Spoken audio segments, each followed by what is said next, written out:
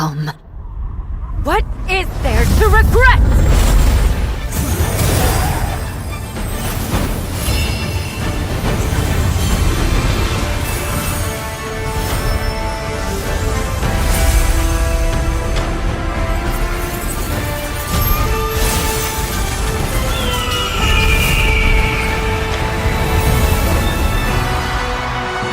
This day, destiny descends once more.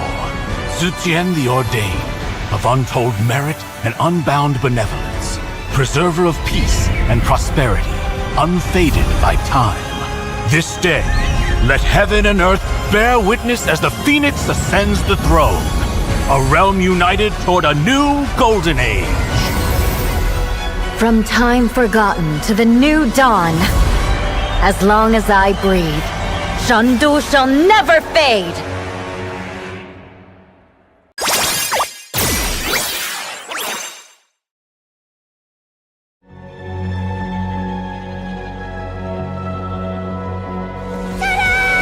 Now you'll be the best sniper ever! I'm sorry. Leave me alone. No! It's a decoy!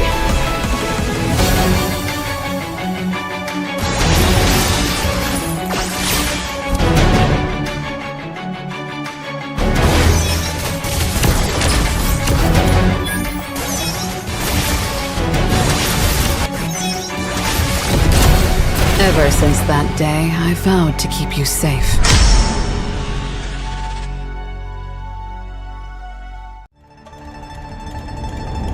Rule with strength and conviction. Blossom with grace and compassion.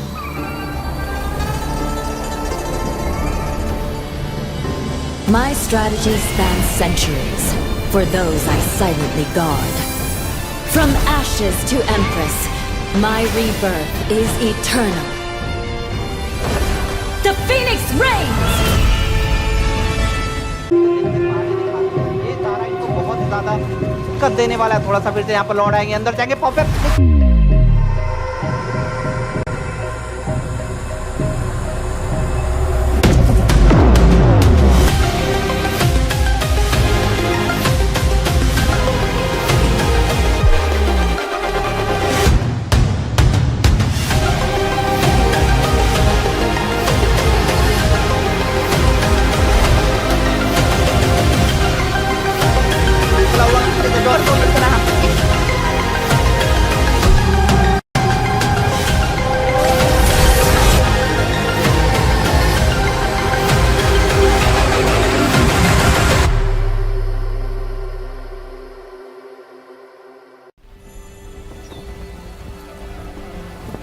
In time immemorial, the endless war destroyed the balance between yin and yang, plunging the Cadia Riverlands into chaos. As catastrophe loomed, a woman of destiny stepped forth, casting aside divinity for the plight of mortals.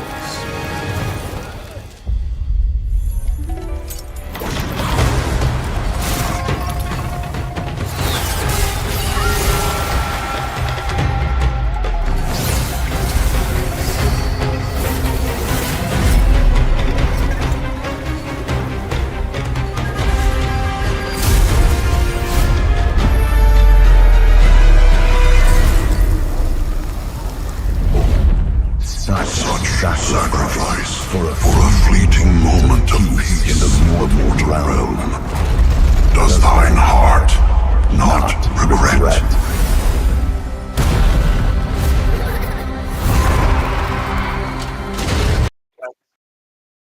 What's up, ladies and gentlemen, and welcome back to the Mythic Showdown Season 1. And of course, good evening and good night if it's late for you. Just jokes aside, we're going to be diving straight back into the Swift stages, the last round for last matches for the round number 4. This is going to be the 0-2 bracket, so the teams that lose tonight will ultimately have to be the next ones to be eliminated out of the competition, because it's obviously going to get brutal only from over here, because we're approaching the knockout playoffs very, very soon. And tonight we have great stacked teams, because of course, even if they're at 0-2 right now, I feel like they definitely 1-2, I think. Yes, sorry, say 1-2 bracket. Sorry, yeah, 1-2, not 0-2. They have gotten one win. I apologize. Last round was 0-2, but yeah, right now it's 1-2 bracket, and these teams are basically fighting for their last chance to get into the 2-2 bracket to make sure they still stick around for the round number 5, the final round of this Swiss stage, and qualify for the playoffs. Intercasting desk, myself, I am Ray, and obviously I'm joined by Peachy over here, this beautiful lady. Don't worry, Mike is just here as a standalone because we don't have a host today. So no, he's actually available. He's It's Cody, guys. It's just a standy. Don't worry. He won't Yeah. move. He won't bite. yeah, he won't mind. He won't mind overall. But of course, we have Team Untitled versus Divine Regime. Two teams that I was not expecting to see in the elimination bracket at all, Peachy. Definitely. Both of the teams are really good. You're talking about Divine Reg, and come on, it's Brendan, it's Romcom, who came here at the podcast as well. They were talking about Podcast whom curse. Yes. Oh, I feel like that could be a reason as well, Even yesterday, the last podcast we had, it was Lafu Kabi, and the later half, we do have Lafu Kabi here as well, battling it out. So, interestingly enough, I think Yun should stop calling people, or maybe people won't be coming. Please, Yun. Divine Regime, break the curse today. Make sure to save Yoon's face because, or else the podcast is gonna be stopping, guys. We need players to come back. Divine Regime, change the fate. You gotta deny the fate. Never submit to it of the idea. But yeah, that's a dialogue from a brand new Taylor. But yeah, jokes aside, ladies and gentlemen, of course, we're gonna be seeing this best of 3 series unfold pretty soon. We're gonna go into the drafting phase as soon as the players are ready, and of course, the recent meta changes has hit a few teams like a hammer or maybe even a sledgehammer, you might say, because it's a big one. Because I feel like some teams are really doing amazing. Special grade, they are doing pretty good. But on the other hand, there are some teams that are kind of struggling. And I'm kind of worried for them because they gotta adapt. If they don't do it so soon, they're going to be in a lot of trouble because, of course, we're also approaching the knockout stages, which is basically what you understand, knock out, a double elimination. So they have to be well prepared and well ready. This Swiss stages were just the beginning, as we're obviously going to get to the main brutal competition pretty soon. And Peachy, loving your top over here. You're looking great. I think the hair is hairy. Your hair is herring for sure. It's shiny. Look at that. And oh, I have to highlight this. I made this myself. Da-da-da. You obviously have to highlight that, because I don't have any talent to make something like that. I think. Don't worry, I'll teach you. I have. Yeah, you can definitely teach me. My Peachy sensei, Shifu sensei. Okay, if you're Japanese, you say sensei. If you're Chinese, you say Shifu. What do you say if you're Indian? We need. I know like guru. Yeah, okay, guru. Yeah, you can say guru. Yeah, you actually say guru. Why did I forget? Yeah, Peachy guru. Guru Peachy. Guruchi. Guruchi actually sounds like something. It sounds like a. Yeah, it sounds like something I would get from a halwai for sure. Halwai means sweets, guys. Halwai means sweets place. Like. Time to open a franchise. Yeah, but Guruchi. Peachy's Guruchi.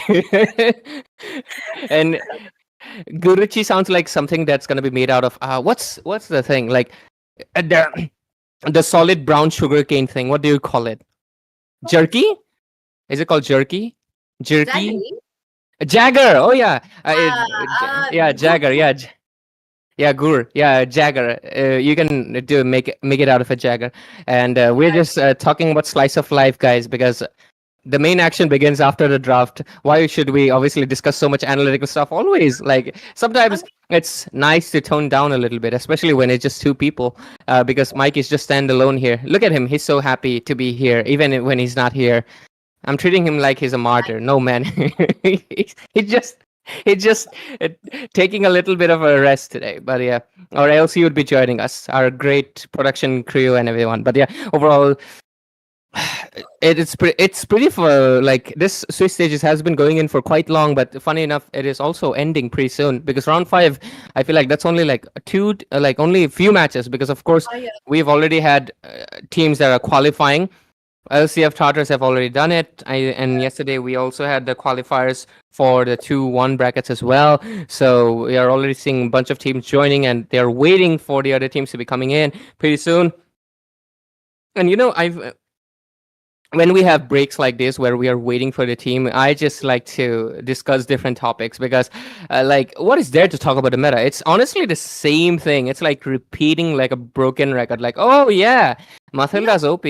Yeah. Yeah, what about it? Yeah, I let's mean, talk about something else. Yeah. S2, alt, S2 out. That's how you go around. And top of that, this meta kind of been a little bit of a comfort meta though. If you see, players are picking up old heroes, the heroes that they were comfortable before this meta could come in. So I am actually loving that, but it's just the same. Okay, oh, draft finally, here we go. Finally, we got the draft, and right now we can stop yapping about our life, guys. You must be happy because, jokes aside, though, we're just gonna be seeing this match unfolding over here. Divine Regime getting the first pick, Untitled. Untitled here will get the second. So let's see. I am looking for a Lapu Lapu first pick or a Mathilda first pick, a possible. Most likely, we might see a Granger because, of course, or we're going to be seeing a Farce. I think those are the possible first pick counters right now you can go for, even in the tournament level. But we'll see. Untitled can also bend them out. Highly possible. For Untitled, maybe they could pick it up though. But again, for Untitled, it is Shane. His notable signature hero, every single matches you have seen has been a Harriet. Now, Harriet does needs a little bit of a protection. His mobility is quite good enough to actually get him enough support for himself in the lane. But again, you're talking about the tank also helping it out. It's crazy how the gold laners are not getting targeted anymore. It's just the EXP laner more. And as we were speaking about the same, yep, it's Uranus out. You're talking about Selena as well. Loki, I wanted to see Darky playing the Selena though. But I don't think they're gonna let it happen. Mainly because I feel like Indian meta still relies on the Selena. Honestly, just I'm gonna be flexing over here. That day I played Selena after like one whole season because I've been Uh-huh. inactive in the game and I hit Oh. 100% of my arrows. Like yeah, Oh. even with my eyes closed. I'm not kidding. I like literally my opponents reported me like crazy. They were like, "You're hacking, you're hacking." But sometimes, honestly, it's a little bit of a skill and mostly luck.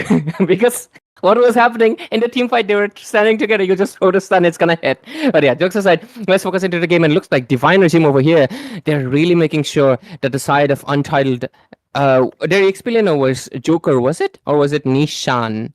Nishan is the EXP laner. Oh yes, yes. Nishan will most likely. They are really trying to disable him. I understand Oh, that because I feel like Glue is Yuzhong. Yuzhong should be there. Nishan really plays it very well. For even Brendan will be having problem if they give out the Yuzhong for him. So let's see if they commit to the Yuzhong game number 1 or not. They're really choking down on the XP lane. So I think we're going to be Yeah. seeing something.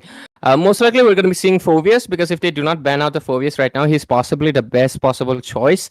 Then you're honestly left with obviously the Yuzhong, the Katot, and the Hylos. If you really want to push the tanky thing, and at most you're gonna go for a CC.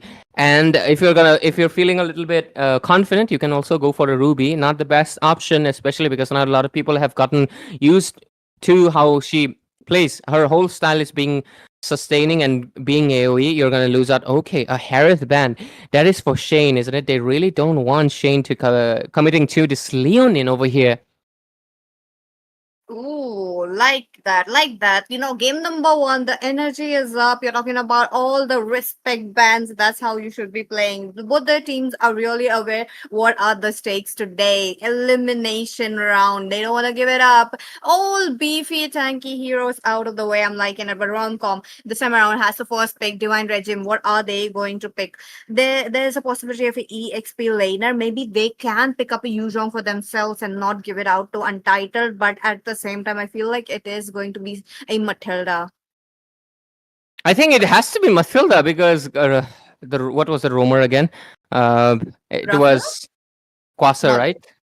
Was it Quasar? I yes, think it was Quasar, yes. Quasar. Yeah, it Yeah. has to be Mathilda. You have to pick up the Mathilda right now. If she's open, there is no other hero you should prioritize. I'm 100% certain because the fact that she can provide so much dirty amount of utility. It's insane. And the only one that can match it is actually the Baksha, because of course he provides some anti-heal, show her shield, and the Oasis passive will not basically give you that much trouble. But even then, the mobility she provides is bonkers. You don't want that to be in your opponent, because you just get absolutely gapped on the macro scale. Because if you can't rotate faster than your opponents, you're gonna get like jet lagged out of the competition, and that's what really happens. But right now, obviously picking up the Matilda, there's still some options available. I'm looking forward to a Yushinshin or a Hayabusa coming in any second right now, and a possible Phobius. If they don't, I feel like Divine Regime, and of course Romcom, you gotta get that Phobius out of here, because you gotta make sure that you have a beefy frontliner. Oh, 4 years though. I mean, could be possibility. I'm talking about 4060 though. Very good hero into the hands of Team Untitled as well. But again, I feel like Divine Regime, they can capitalize the Granger for themselves. But now Untitled did pick it up. Before I could complete my sentence, they are really quick enough to take it for themselves. So shame this time around. The hero is still open though. I mean, did they consider that?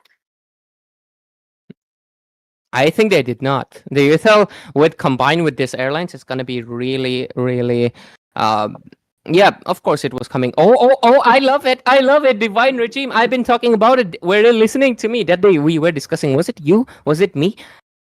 I say it's say I'm singing Bruno Mars song, sorry. But yeah, I was actually discussing. I forgot, was it you? Was it Debbie? Was it I forgot who was it, but we were basically discussing because of course the draft wasn't starting, so we were like, what's your my co-caster asked me, what's your opinion on the Xborg? I basically said it's very bad. Yeah, we were talking about that. Oh, you were okay. Yeah, yes. basically I told you, right, that Xborg is S tier if there's Yeah. Matilda. And I think they listened, because Divine Regime, they're committing to it, and I'm loving it. The Xborg will finally be able to reach his full potential, of course, with the dash, and obviously that blazing tornado that's going to be coming in with that circling eagle. It's just poetic. So yeah, I'm looking forward to that to be coming in. But right now, we're going to be seeing the second phase of the bands, and they do secure the Hayabusa for themselves. Oh my, oh my. I mean, Irithel was there as a kind of counter for this Granger, understandable. Then it's such a classic pick so far, right from the day number one. But back again to the draft as of now. 4 heroes left. There's going to be a shit ton of mages going to get banned as of now. I feel like the Zushin should be there, but I don't think they will be committing. But yet again, people are moving in for more. Wait a minute. I mean, come on. Xbox going to be the jungler. In a way, you can still put him as a flex, but let's just I'm just gonna put 90% as a vote if I was a untitled member, and just be like, yeah, this Xbox is going to be the jungler. Me committing with a Hayabusa is a good choice or no, because the Fredrin's still open and it did not go in for that. I think honestly, No think way. The Fredrin's really bad choice though. I mean, it's gonna get melted down by the Ethel during the late game. It cannot take in much damage. But they're just like okay, hoping you to answered my sentence. We got sync.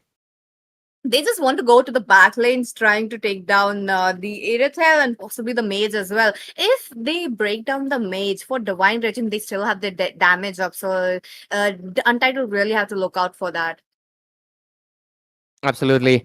And right now, I feel like choking down on the XP lane so much, it's gonna be affecting both of them, because I feel like Nishan is just he's gonna pick up Yuzhong, isn't he? Because there's just nothing left on the table. There's just Yuzhong. So Divine Regime, I think Romcom is gonna struggle a little bit. He's gonna have to pick up something unconventional right now into the meta book, because you can clearly see Peachy that Tesla's gone, Phobius is gone, Gatot is gone. The only option there's left is the Hylos. But Hylos is not good. Whoa. Excuse me, Untitled. Why not the Yuzhong? Please, because Romcom can pick up the Yuzhong right now, and if that happens, I think they might be in a lot of trouble. I tell you, because there's not exactly more EXP laners left. Is there?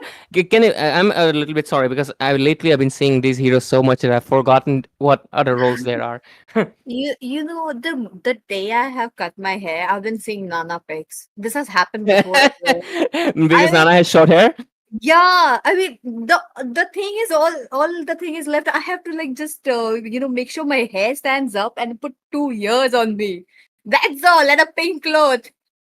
I knew it. Like I don't get it. Like is Untitled like well prepared to like counter Yes, out the Yuzhong? Like they want to go for CC, but yes, they no, are. that's a Badang EXP lane. Okay, I am kind of happy because Badang is meant to be in the XP lane, but against the Yuzhong, um, not exactly sure, but they do bring out the Minotaur. We're gonna be seeing some Nana action. Do cosplay Nana pretty soon. Dye your hair pink, and you can also cosplay March 7th from other like. There's a lot of pink-haired waifus. Okay, so yeah, if you dye your hair pink, you'll be set. But overall, the draft has been settled, and I think Diviner team definitely has the upper hand with that Mathilda on their hand. Let's see though. Let's see. I am curious to know what both of the draft will be bringing up, given the fact that it is looking mighty good. Nan, with the addition of Nana, long time no see. I mean, we did see it just a week ago, just like 1.5 week ago. But let's see this time around, facing the Wrath of the Sea or not. Into the Land of Dawn. Here we go. Ladies and gentlemen, this is the first game you guys are watching at the Mythic Showdown season number 1. And additional information once again, elimination round. The team which loses this series will have to go back and have to strategize them again and come back at the season 2 possibly. Let's see if they could do it or not. But into the mid lane, so Cooking game already happening. The only upsetting thing I have is no Zushin, please. But yeah, at least she's gonna be with me, right? But yeah, ladies and gentlemen, this is of course gonna be a best of 3 series, first game of the evening, first match, first series as well, and let's see how it goes around. Undercasting this myself, Ray. Why am I so inclined to say peachy? I am not peachy, but yeah. Overall, I think what this draft really entails is that Peachy, Divine Regime has a lot of burst, a lot of damage. They don't exactly have a lot of CC. They are really relying on Kadita and Yuzhong's skill knockup to be making those plays. So I think if they want to really take down Sunshine over here, they got to make sure that they do good setups, or at least they dominate in a fashion that the Hayabusa doesn't really get the chance to do a snowball. I feel like that's the only downside to the draft so far. definitely. Let's see though. Let's see if they could get the first blood in before the turtle or after the turtle. Oh, wait a minute. Sunshine though. Oh, goes and commits to that. Kadita would be the first blood right here. That's quite unfortunate to see though. First blood already for Untitled, and I was just saying about this, like I feel like Untitled will lead this game a little bit in a matter of substantially, because I feel like they do not exactly have the most early game-ish kind of a draft. Xborg is mid to late, Irithel is mid to late. Yeah, she can poke early, but against the Grandeur, I don't think so that much, because he can maintain his distance much better once he becomes level 4. So overall, I think they're going to be facing a little bit of trouble. And oh, look at the new map, the dinosaurs. Like, loving all the pterodactyls, but oh, look at the engagers coming in already, Peachy!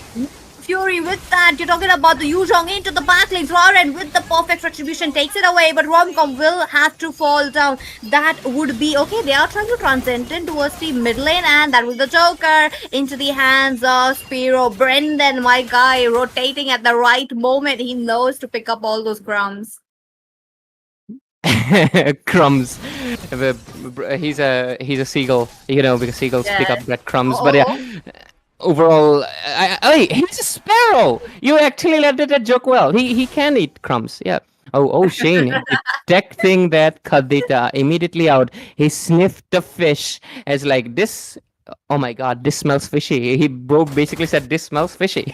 And he was able to detect the Kadita out. I think that's going to be one of the downsides for the Kadita, because of course she needs to make a set, and they don't have any CC. So it honestly boils down to Romcom and the synergy between Peekaboo. So let's see how good it works out. I mean, his name is perfect right now for his hero. He's basically like hide in the bush, right? So he's like Peekaboo, and boom, he takes you out. I think that's how they can obviously mitigate. But Mathilda, better watch out.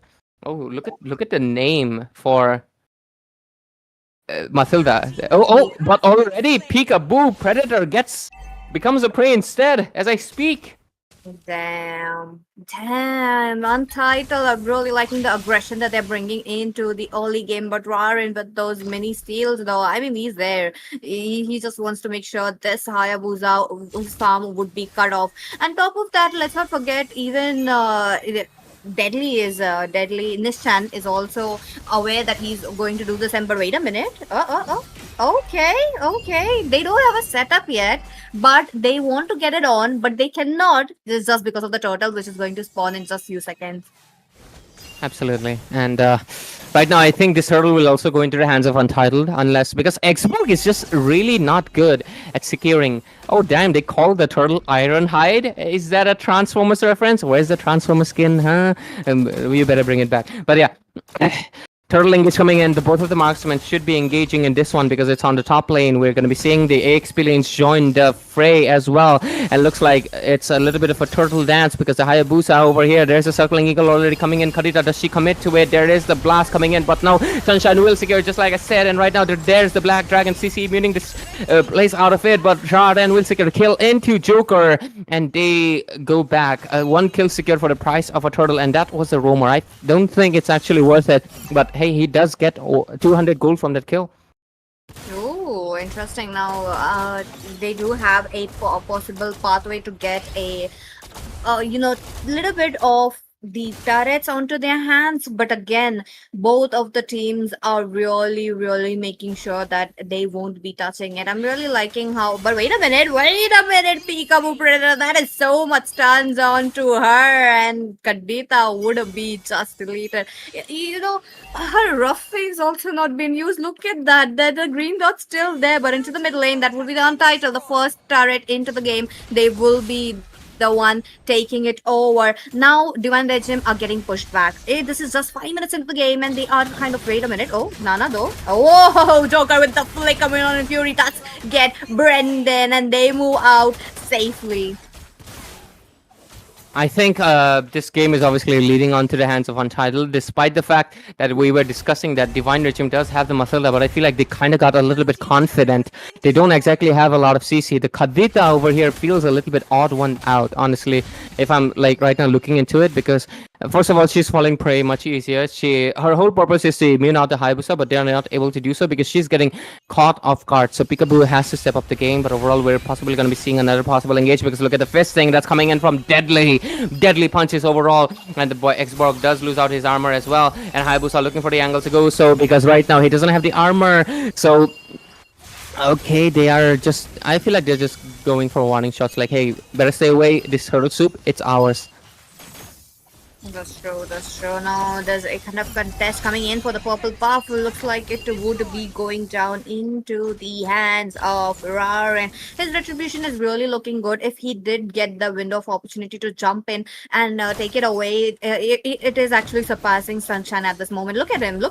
He has the possible with the, it is possible with the Firaga armor. Deadly onto the other hand, trying to make sure to get off the, but oh, wait a minute. Minonian Fury coming in. The Peekaboo Predator will be taken out. Rom-com onto these hands. That would be Uigi Shadow kill onto him.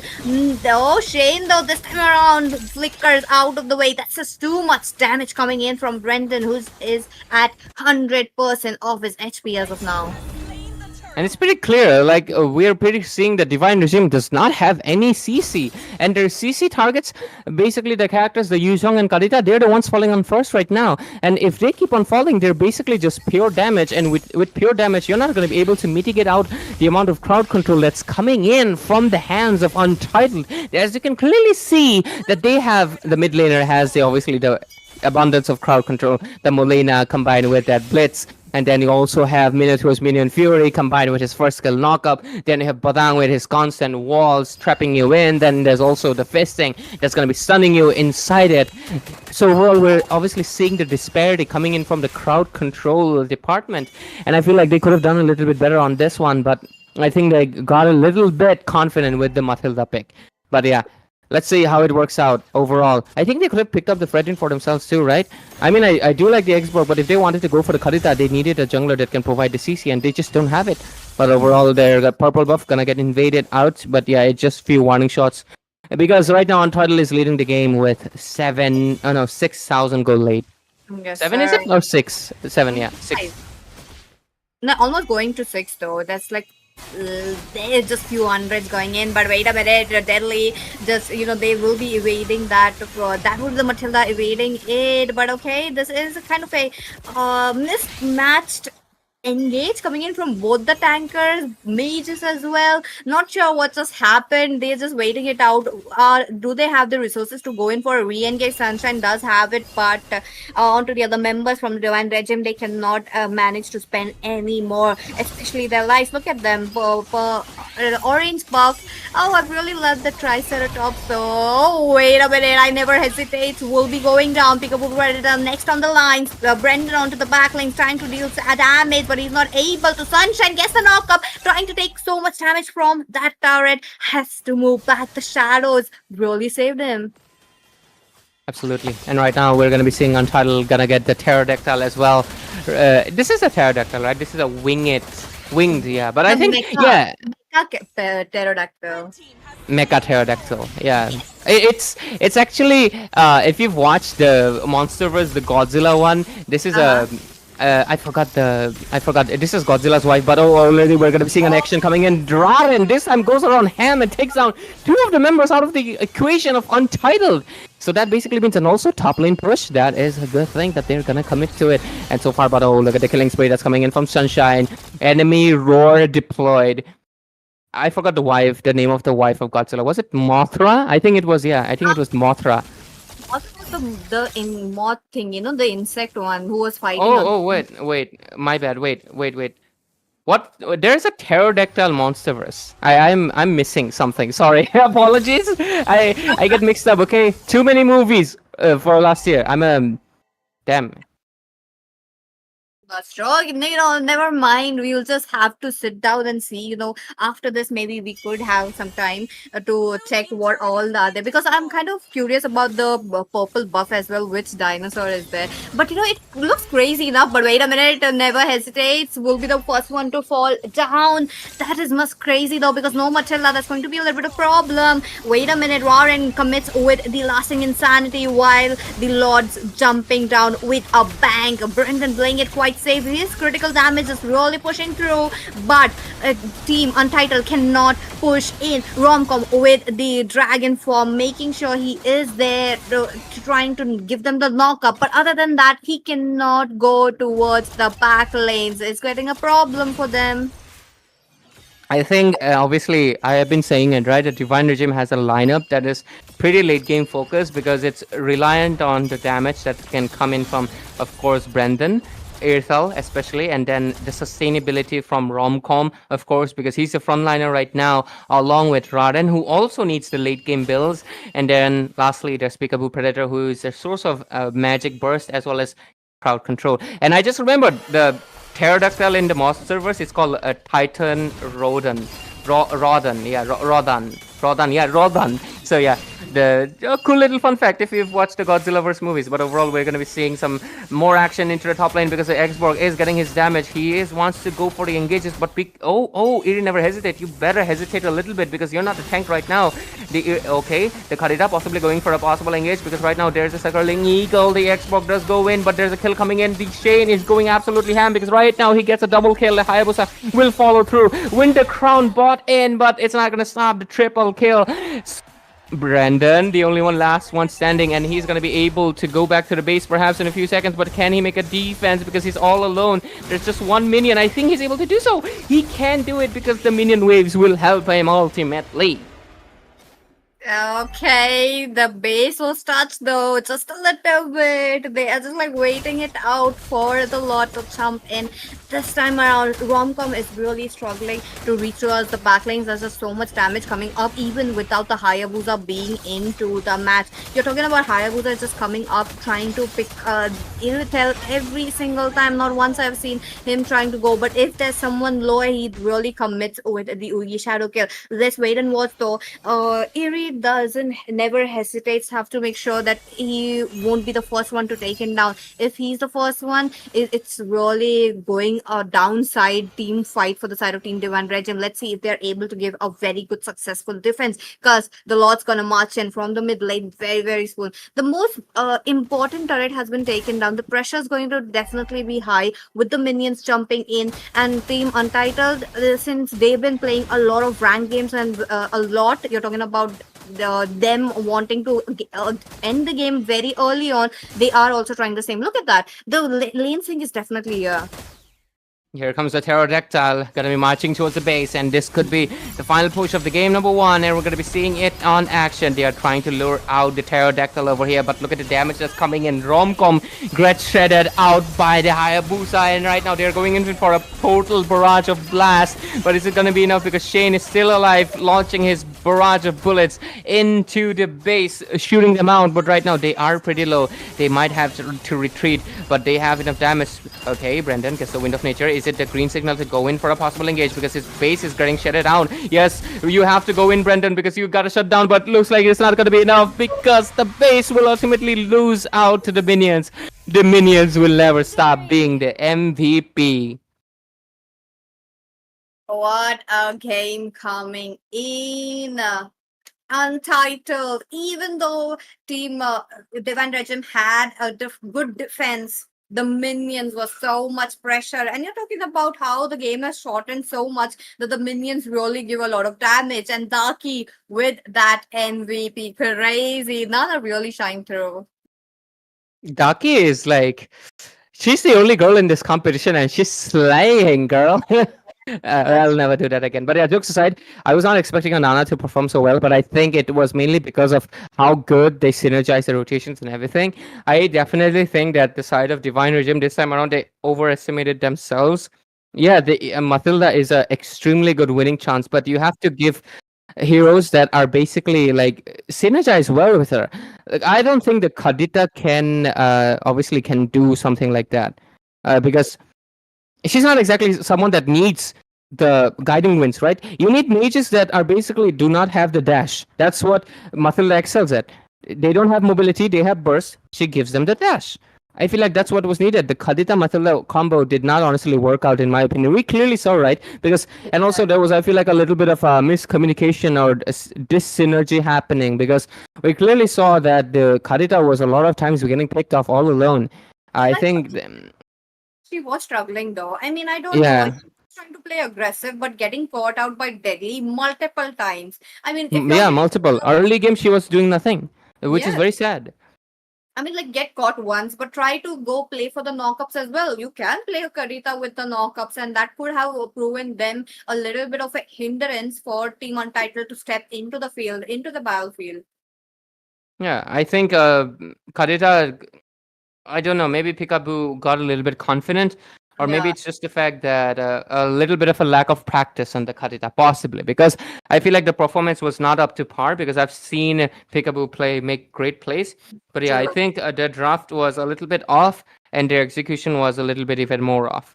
Like, if their draft is like, if their draft is usually like this, today it was like this, and the execution was like this. It fell apart a little bit, and I think Untitled definitely took a very good note of it, because of course both of these teams are right now from the qualified from the wildcard stages in Mythic Showdown, so I think they're basically equal in strength, and I think if Divine Regime wants to make sure this game goes game number 3 and not want to get clean swept out of here, they have to pull up with a good defense.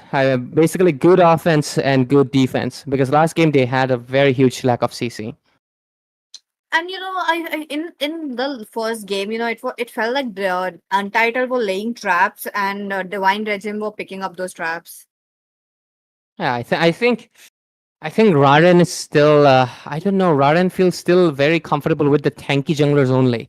But the Xborg is a little bit tanky. But I feel like tanky in the sense that they can provide some utility. Xborg doesn't provide any utility. His only job is to go boom and blast.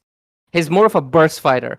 So I think Raren needs to go back to his roots. Man, come on. This is the Fredrin meta. You can become the Fredrin. You also have the Earthel on your end, so you could actually provide it. So I definitely think They needed a lot more crowd control if they wanted to pick up the Khadita, or if they were gonna pick up the Xbox, they needed a mage that could have range, basically the Farsa, or they needed a mage that could have at least CC, because Yuzhong was not it. But yeah, Yuzhong was a good pick.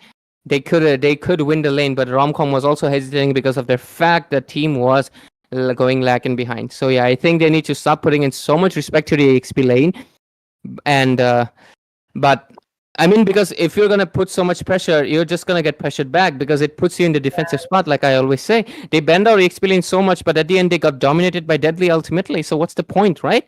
I think they need to stop putting so much respect on Deadly because that makes them feel submissive to him. Like, yeah, we are actually, yeah, because they're like, we're very defensive of your EXP lane, right? I think they need to get over their fear because EXP lanes are dominant in the meta right now. That's a fact. But except for Lapu Lapu and Uranus, they have to make sure they find ways to counter out the other EXP lanes, because if they don't do so, they're going to be falling off behind. And this is just the Swiss stages, guys. The teams that are in the playoff, they have already won it. They have already qualified. They have not even been close to elimination after all. Definitely. Let's see this game around if it's going to be a clean sweep or Team Divine Regime actually fighting it back and not picking up those traps this time. Could be there, but why the Selena getting bad continuously though? That too from Untitled. Come on, Daki. I want to see a Selena from you. It's been so long.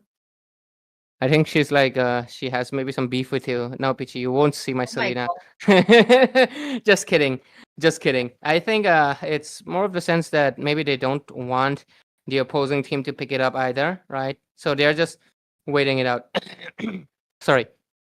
But yeah, overall, Yeah. I'm looking forward to what's going to happen on this draft strategy. But overall, seeing that they have the first pick, it is possible we might see a Uranus. Oh, let's say that they are definitely Untitled are keeping it open for themselves, I feel like, and they can commit for the into the Uranus for themselves. But it's Nishan. Come on, Deadly. I really like him playing the damage fighters more than the tank fighters. I think so, yeah, definitely. And Eunice is both damage, sustain. He got everything right now. Body is like fully jacked, fully cracked, fully broken. I feel like Eunice is definitely top 1 EXP for sure. Especially considering the fact that you don't need any items. You're basically healing from level 1. That is insane amount of sustain that you can get. And I think Untitled will most likely lock on Uranus right now. If not, I would definitely recommend Divine Regime to be picking it up because the utility that he can provide with his being a nuisance is just really insane. Definitely. Let's see this game around if they are able to get it. Yep, as expected, Uranus already there. They were keeping it open for themselves, but this time around, Divine Regime, what are they going to pick? I feel like they won't be going in for some kind of a counter for the Uranus rather than let Uranus do his own thing and we'll also do our own thing, but trying to focus towards the front laner more. I think they can right now go for. I'm not really sure. I honestly think they should have banned out the Uranus. I don't get the point of the Gatot Kacha because, yeah, the Gatot Kacha can be played into a roaming position, and yeah, who was the roamer again? I'm sorry, Joker. Yeah, Joker is really good. Okay, finally, Romcom is getting into his route back, and obviously they also pick up the grandeur for themselves. But I'm honestly looking forward to how it's going to turn out because obviously they don't have the Matilda anymore. Last match they had the chance to pick it up, but they kind of threw it. And let's see if they're going to be able to do something this time around. They can pick up the Rafaela still. It synergizes well. They have the free revive in just in case the Aerithal, of course, decides to go ham on the Brendan. So I think that's something that they need to look out for. But of course, the Minotaur is going to come back, and I feel like the best option to definitely would be to respond with the Rafaela. What do you think, Peachy? Rafaela could be a good thing, but this time around, Team Untitled are going in for those beefy frontliners, so they do need the heal. Okay, for Brendan, yes, they would be needing, but no, like when I was mentioning Uranus, the counterplay part, I did not want to see a CC in this game. They They could have went in for another tanky kind of a composition though. What could have been such a good pick though? CC works. In my opinion, CC, yes, it does works, but for in this game, I want something to melt down the Minotaur. Make sure that the Minotaur doesn't comes in, because Minotaur is not going to be the first one to enter with the Minotaur Fury. He's just going to wait and watch. He's going to scout all the bushes. He's just will be waiting to Brendan to come out, the Peekaboo to come out, and then strike. So they didn't have to stop the Minotaur. On top of that, Nishan, he would be there. We need a little bit of a more CC to stop him. Yeah, exactly, Peachy. And I feel like that's what the mistake is. They could have picked up the Gatot Kata, Gatot Kacha for themselves. So I'm a little bit doubtful of Divine Regime's draft this time around. But hey, last time I was doubtful of Untitled after the Matilda. Maybe my doubt is the curse, right? But yeah, jokes aside, I think honestly, going very old school and committing to the, what do you say? Hylos would have been a good option for a simple reason. You don't need to win your lane. You just need to defend your lane. And in the team fights, basically the Hylos would be the main source, because obviously there's no Matilda. So Hylos with obviously Glorious Pathway with an ambush play, they could have caught up to the Irithal. At least slow the Minotaur down as well. So I feel like those were possible reasons, because the CC, she's a little bit of a weird pick in this meta right now. She has damage, but she's extremely squishy. She can be bursted out after the Vengeance is obviously popped off pretty easy, because you're not going to keep your Vengeance until you're 30% HP. Most of the CCs use the Vengeance as soon as they drop down to 70% HP, which is obviously pretty predictable. And this is what I was talking about, because they could have picked up the Rafaela, bro. Like, yes, I don't really understand the, like, why Indian meta is not prioritizing Rafaela. Is there something wrong with like not committing to the healer? Because the Baksha is banned out, guys. You don't exactly have an anti-heal. I know, right? Why commit Oh, like healers crazy. are better, bro? Come on, man. They have to watch me play the Rafaela. Then the whole Indian community will be convinced. I'm kidding. Definitely, absolutely. Anyways, all this going around, looks like Team Divine Regime will be the first one to pick up those mates for themselves. Rafaela right here could be a good thing, but mobility marksman onto their opponents and picking up a Rafaela could be a little bit of a deadly thing, though. I mean, Shane could just dodge in. Shane will be dodging in. That's would be there, but I'm not sure why Shane did not commit to the Harith, even though Harith is open. Oh, good point. Good point over here. But Harith against the Fredrin. Good. Actually, no, never mind. It's actually good. They have the two heavy frontliners as well. So that just basically cements the fact that they're gonna have good. Okay.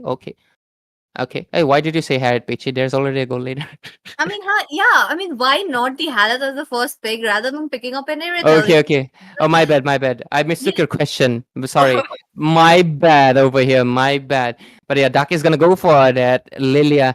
I love Ducky because she has been pulling up with good picks, like creative picks overall in this tournament, and she's making it work. Okay, she's making it work. So low key rooting for her. But of course, we're obviously rooting for Divine Regime as well, and they're going to be adjusting immediately, and we're going to be seeing the action coming in. And I feel like the Lancelot is going to be cherry on the cake because there's a lot of squishy targets. The only one that's tanky is Raren, and he's going to be sustaining all by that Angela himself. A little bit of a doubt, but let's say the execution is what matters.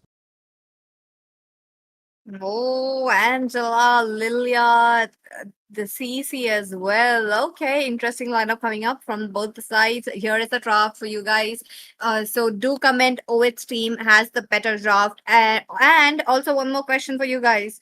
Will Untitled pick this up in a clean sweep or not? Let's go into the land of dawn. Here we are, game number 2, the most crucial game for Team Untitled. The same goes for Team Divine Regime as well.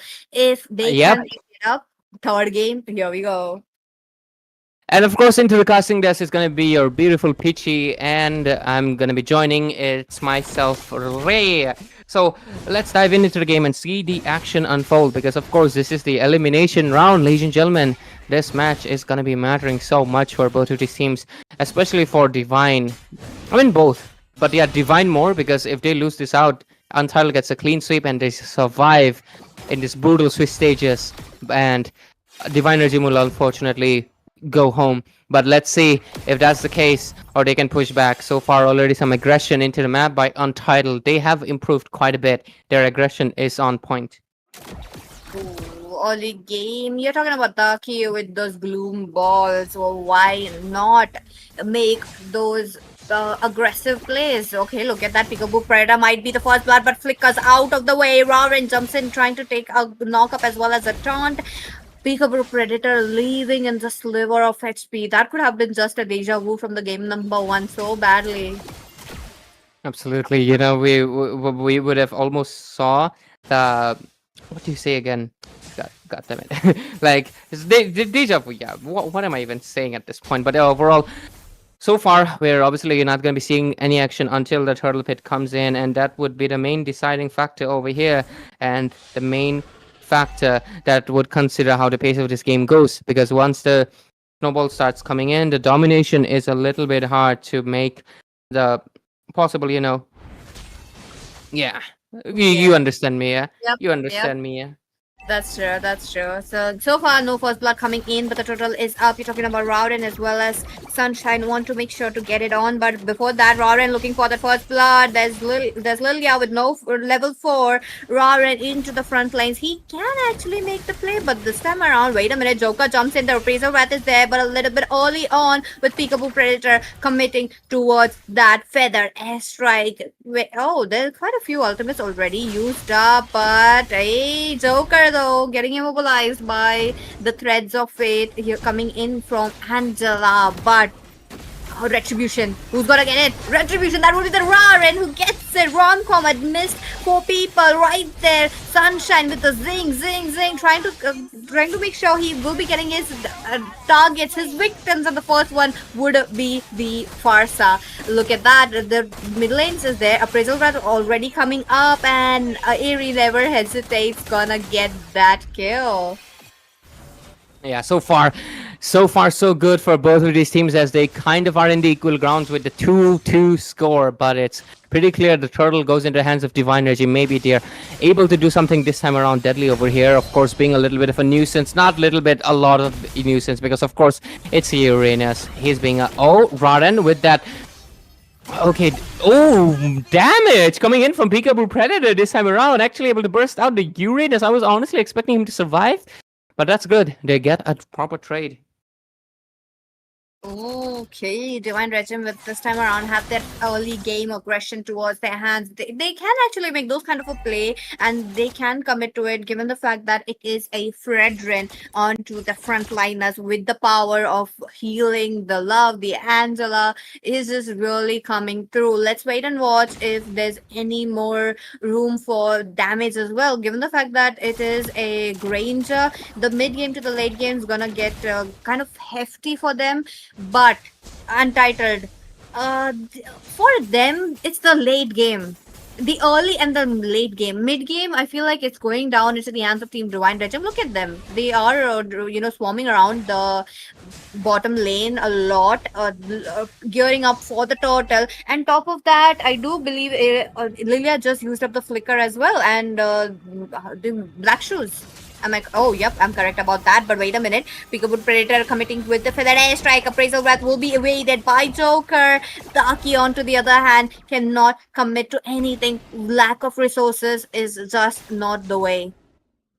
Absolutely. And we're going to be seeing the turtle fight coming in as well. And right now, they're going to be committing. Looks like this might be a possible another Rauren engage. But no, he's actually going to get taken down. Sunshine is the one securing the turtle as they kind of go back. They're really trying to zone out the CC over here. And they almost get her, but Romcom survives it with a nick of HP. And they're still going peachy. Joker with the flicker jump, he just made sure the Peekaboo Predator will be targeted as well as mid lane. So far, this is the earliest mid lane been taken down, and mid lane, I'm talking about the mid lane. So that means there is going to be the purple buff, especially the purple being opened up for, look at them. I don't have to say it. Of course, you gotta say it, Peachy, because right now they are leading again and again, and Raran is just gonna be suffering from not having the resources given up to him, and it just feels a little bit sad. But what can we do, right? Because after all, this is a brutal competition, and they gotta make sure they gotta step up their game. You know, one thing I love is that like the outside of the map has that purple hue, and it looks like it matches the, Yes, and it's so yeah, beautiful. Like yeah, a yeah, sky. yeah, absolutely. And yeah, It matches, yeah. yeah, I really like that. The whole theme has been really looking good, and top of that, all the creeps have been gotten like an upgrade as well. But let's see a little bit of a pet going around Raren as well. That's cute. Come on, man. I It's been such a long time. We've been having all the anime collabs, and finally we are getting a standalone collab is really coming. Let's see this time around. Oh, Deadly getting away. Raren with the retribution, making sure that the turret won't be taken down. But it's about time the turret will be going down as well. Overall, they're gonna go for a possible commitment to the top lane. They're really trying to make sure to take down Raran possibly, but there comes the hard guard with the waves of those love symbols. But let's see how good they're gonna be able to survive so far. They are making good use of it, but let's see for how long, because there's a minion fury. The turret barely scraping it off, but okay, they're going good. No worries, no worries. Look at them. The turret's still standing up, but on top of that, there's quite a high possibility the buffs of Raren would be countered and taken away. But wait a minute, Romcom into the back lines is making sure Deadly is doing the same as well. This is the beauty of the EXP liners, but Raren with the retribution takes it away. You're talking about Deadly getting the Appraiser's Wrath, and on top of that, Romcom moves away with sliver of HP. Barely surviving over here, right? But okay, they're the one going in for invasion right now. Pretty impressive work, but let's see. Let's see though. Okay, top lane though. Looks like Airtel is gonna be in a heap of trouble because she gets bursted out over here, and she's gonna get taken down immediately. That's true. That's true. That's quite unfortunate, but the top lane will be taken down easily. On top of that, you're talking about Sunshine on a Lancelot though. I'm not sure why the Lancelot. Again, very good hero I'm talking about. And mobility wise, he is good. Damage wise, he's also good. He's able to reach up to Pickable Predator like it's nothing, like without any much resources, which is a good thing. But there's a lot of stoppage. There's a lot of people in front of him blocking him. Plus, not getting this window of opportunity to make a retribution safely is also a concern. Divine Regime are really good at taking objectives, but Untitled, they do have the damage. They do have the frontliners. So it's just a battle. It's just a tug of war. Absolutely, you've described it perfectly. And right now the score sits at 4-5. Divine Regime is kind of leading in that score, but we can clearly see the gold as well as the turret is pretty much in the dominance of Untitled, as they've secured all of the tier 1s, and that is going to be pretty hefty. But let's see how it works out. Okay, finally Brendan does get his hands onto that Malefic Roar, so Minotaur will pose to be a little bit of a less of a threat, but for how long, that's going to be the main question, right?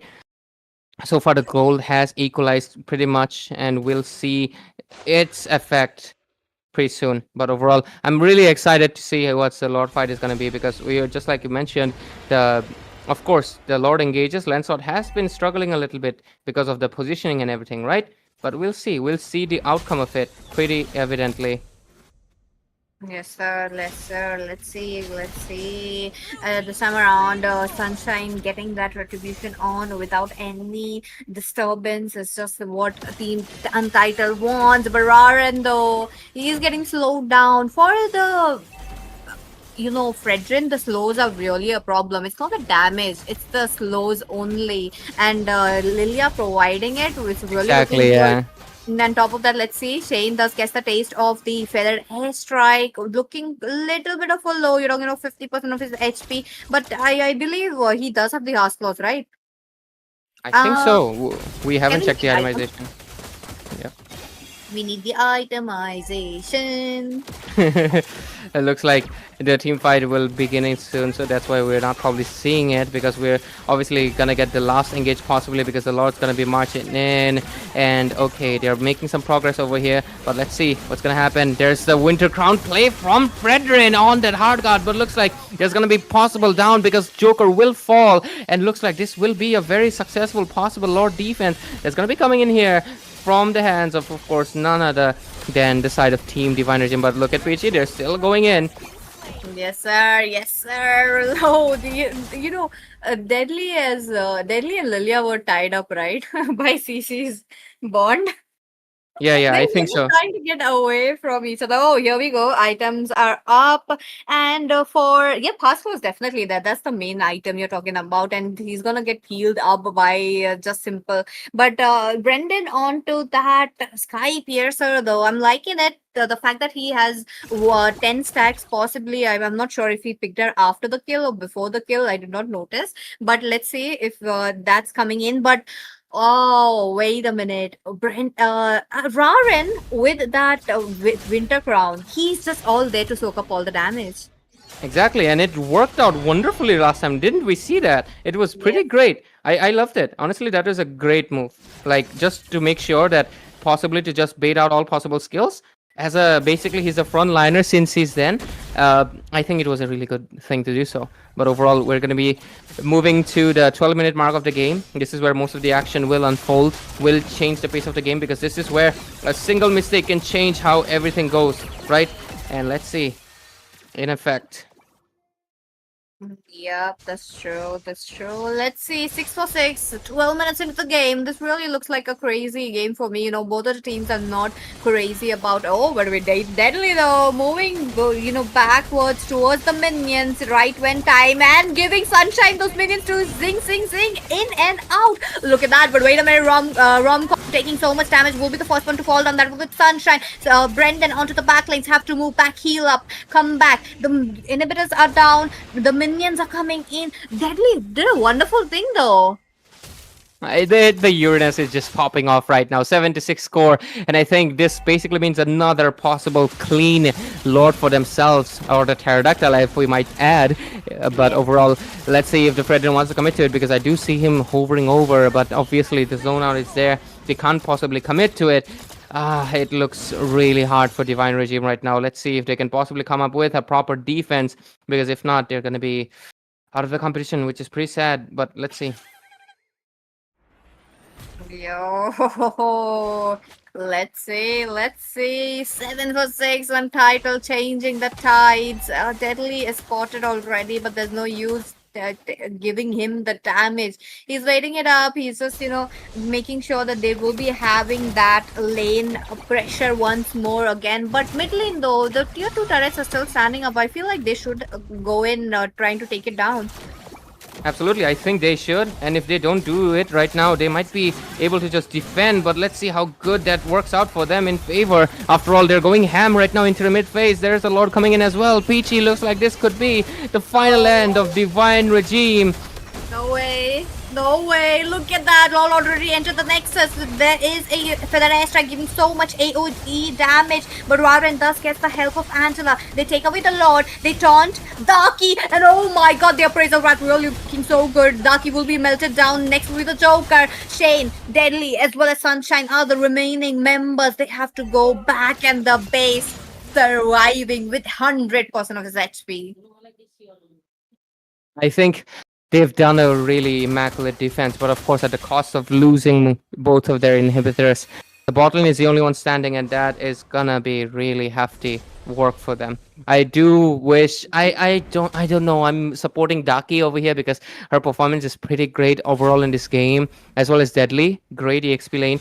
But Divine Regime as well, like such confident guys, but right now they're getting stumbling, they're getting stuck in a position, and I feel like as we head into the 15 minutes of the game, basically one who slips is the one who falls, and we're going to be seeing one slight mistake from anybody's end right now.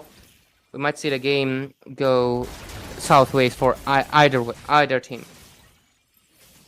Oh my, this game's really heart-stopping game for me. It's there into the hands of one title, but it's not there as well. Divine Regime are also struggling back. They are trying to make sure to get in those damage as well. But the Raren, he doesn't have the Winter Crown. He cannot make that same kind of a play.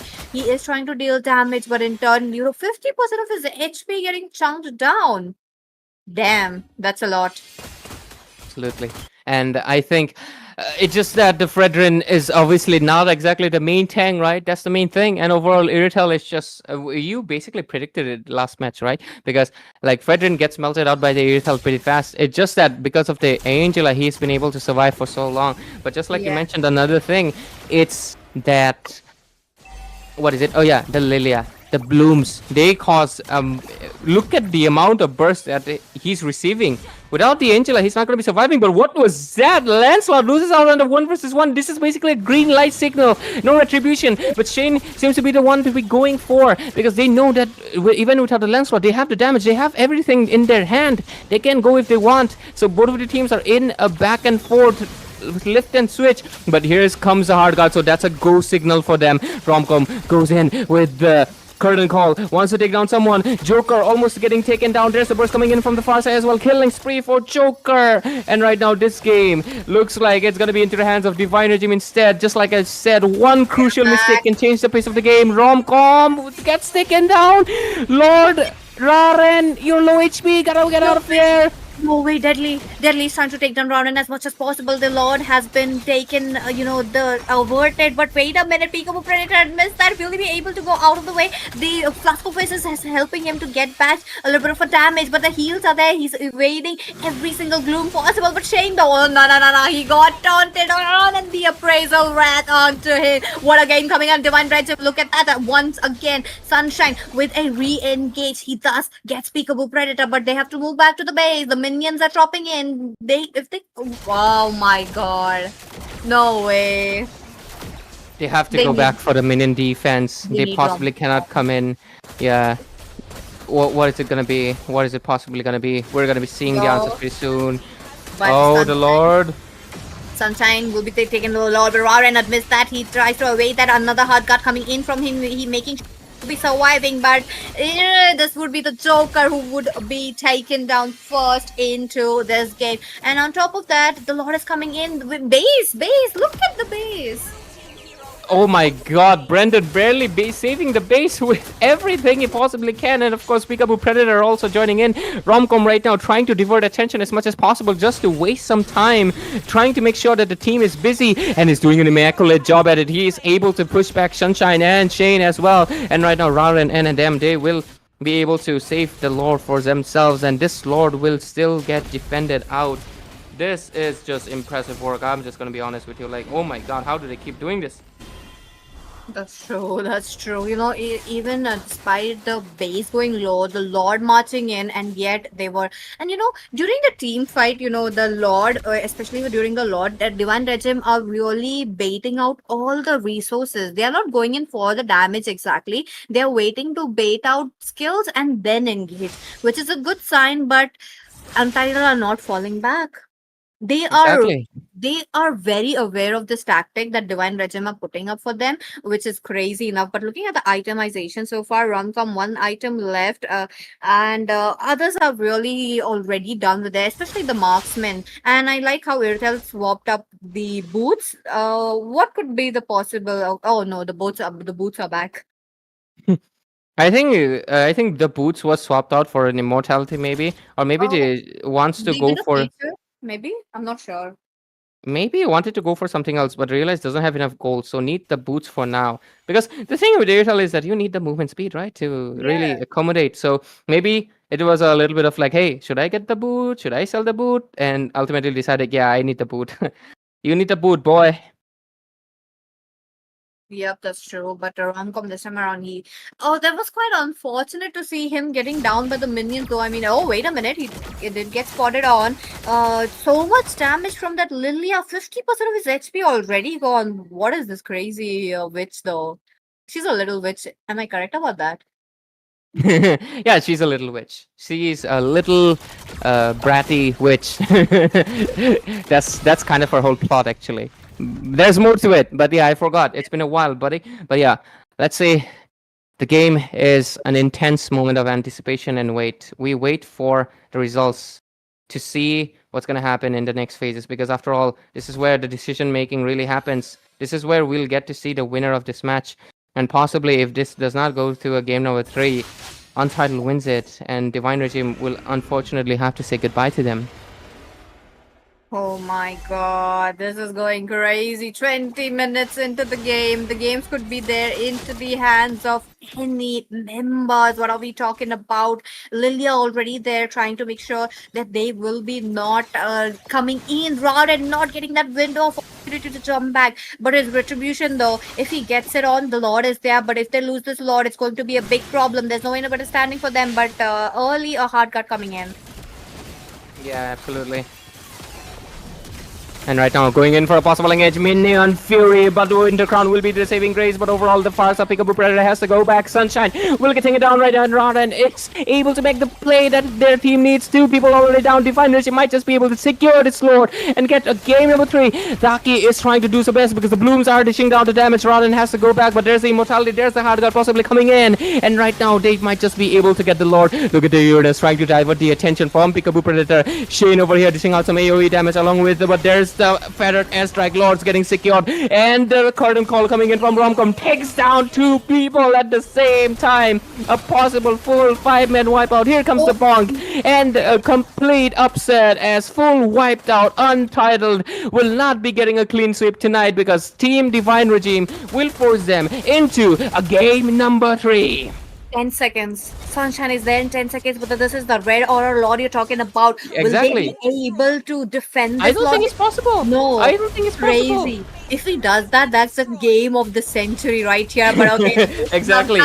Nah. There's no way. There's just no possible way. There's just no possible way. One person That's cannot defend like this 5-man engage. That's why I announced the winner, you know. Oh, what a game. What a game coming in. And we're still not done yet. Yeah. We still have game number 3, guys. We still have game. Divine Regime, what a clapback. A full bounce back immediately. How did they even make it happen? This was insanity. I know, right? 22 minutes in. 22 And minutes in. This is Brendan, crazy. look at his KDA. No one was able to touch Oh him. my god. I just realized he had 0 deaths. Yes. This is insanity. How does he do this against Inerithal?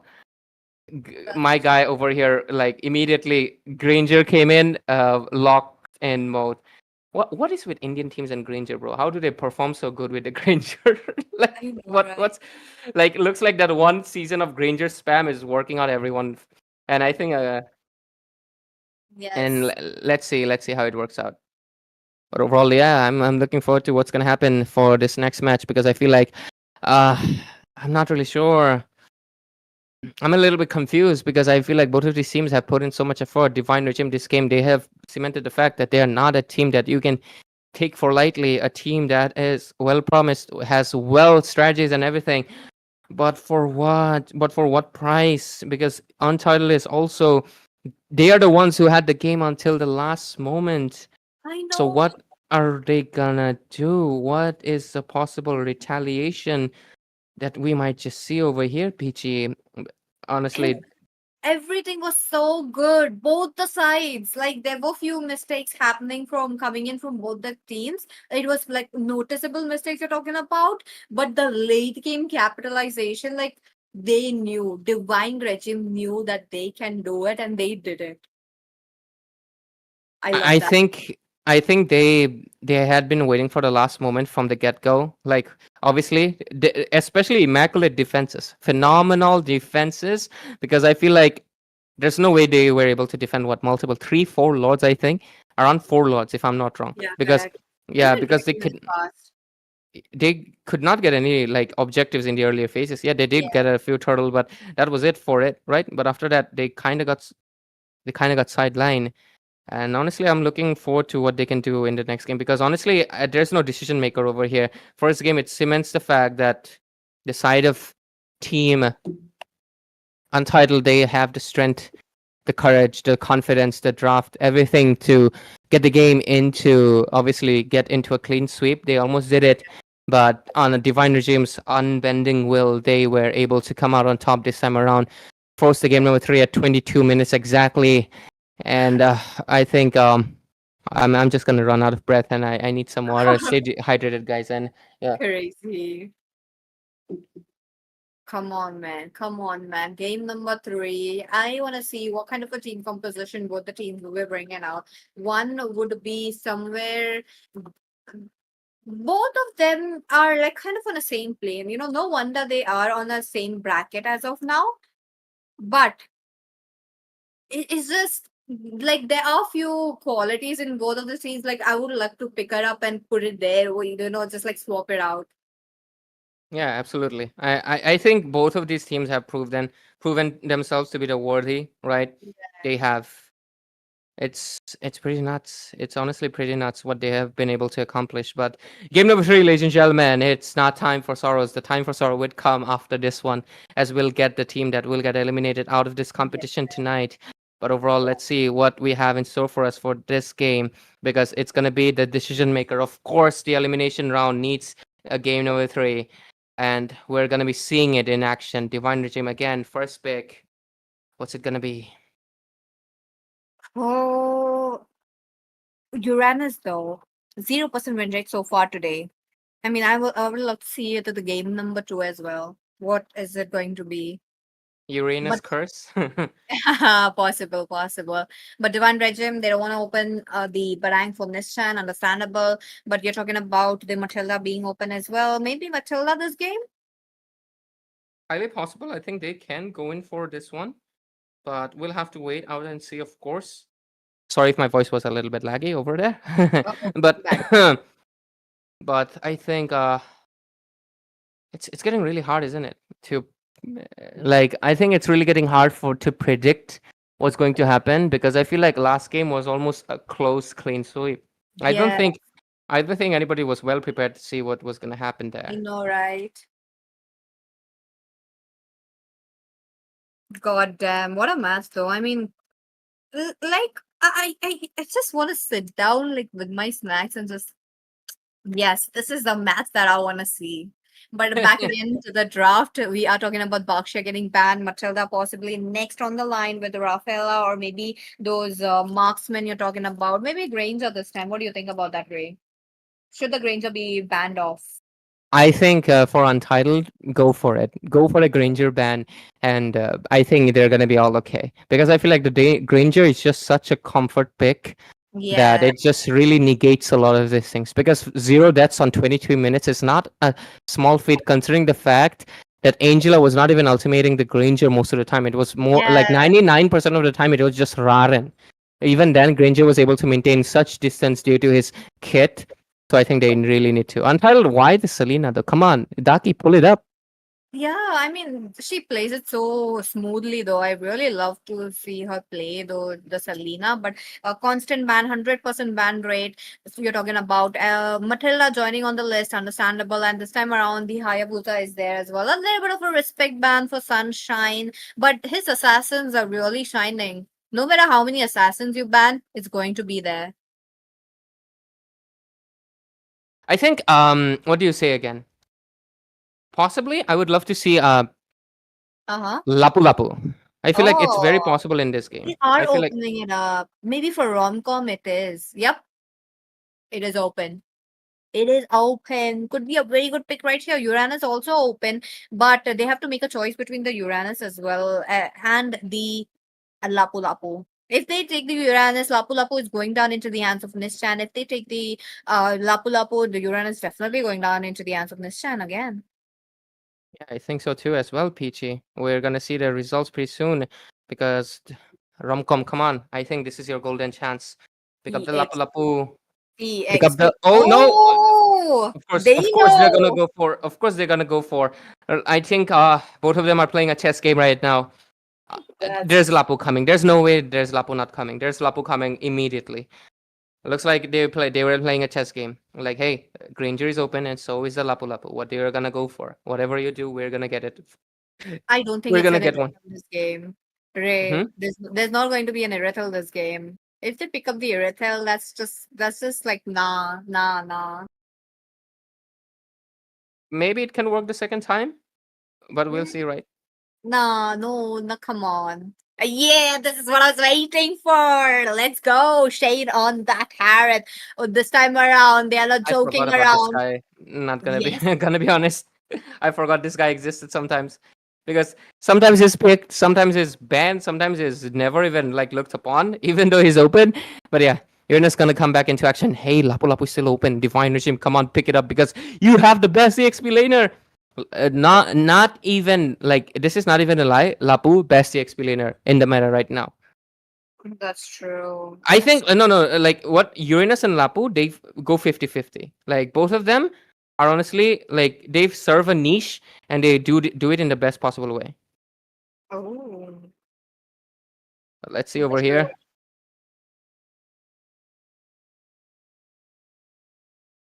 This time around, 4V is coming onto the play. Lapu Lapu just been forgotten. Like, Lapu Lapu could be a good pick right here, though. I mean, Harith, you could stop immobilize him, but it's Harith. He's gonna dash around. They kind of, they Makes are, sense. yeah, they kind Makes of sense. Makes forcing sense. Romcom to pick the same. But what is it going to be the mage? Because Untitled, they are very good at picking the mage as a third, or maybe a jungler. It's a jungler, am I correct? I think yeah, Xborg is gonna go for the jungle, and I think the fact is that okay, committing Minotaur for the third time in a row. I mean Minotaur has been working out really well for them so far, so I don't blame them. But it's pretty a little bit predictable. But we'll see the results pretty soon, right? That's true. That's true. Oh, Minotaur. Okay. Crazy. Crazy. I like the Minotaur coming in, but at the same time, is it enough to stop the phobias? Because he's gonna constantly be on Shane. He's constantly been making sure that Shane would be out of the team fight. He would be rendered very low. And you talk about the last thing, insanity coming up as well. Raden is the one who started up the tank meta right here in this Indian community, and he's just finishing this game with a X-Ball. Crazy. Irony, isn't it? Yes.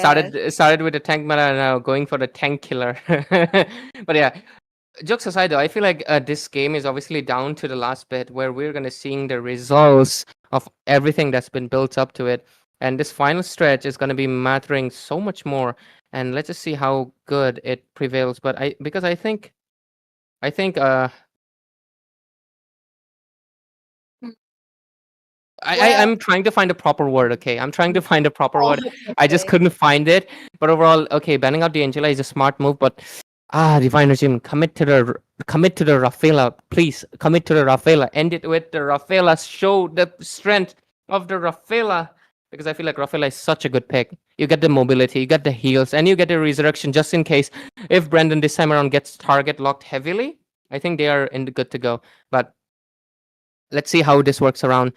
Xborg did not work out into the game number one. Maybe third game's the charm. Not the third time, the third game the charm, right? But yeah, Yeah. highly possible we're going to be seeing something pretty new.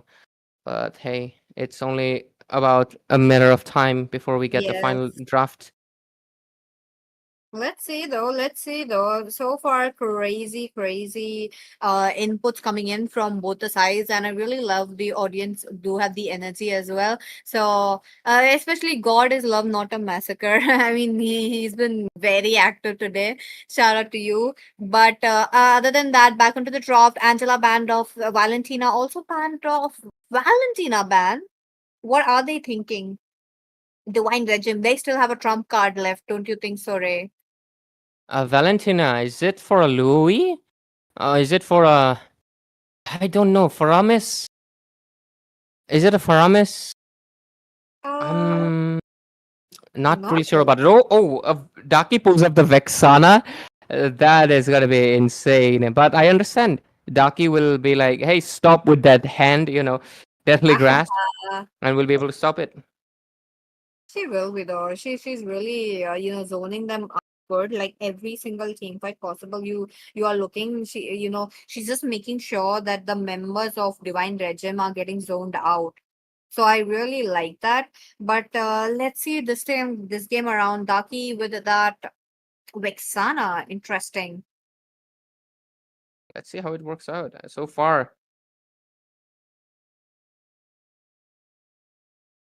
okay, Carmilla and Kimmy. Going for the Kimmy Granger combination and the Carmilla. I don't understand the Valentina Bendo. I feel like Valentina would have been good for them instead. Like they could have copied the Minion Fury and Ultimate. Okay, Sunshine commits with Suyo and closes up the draft as we finally get both of them.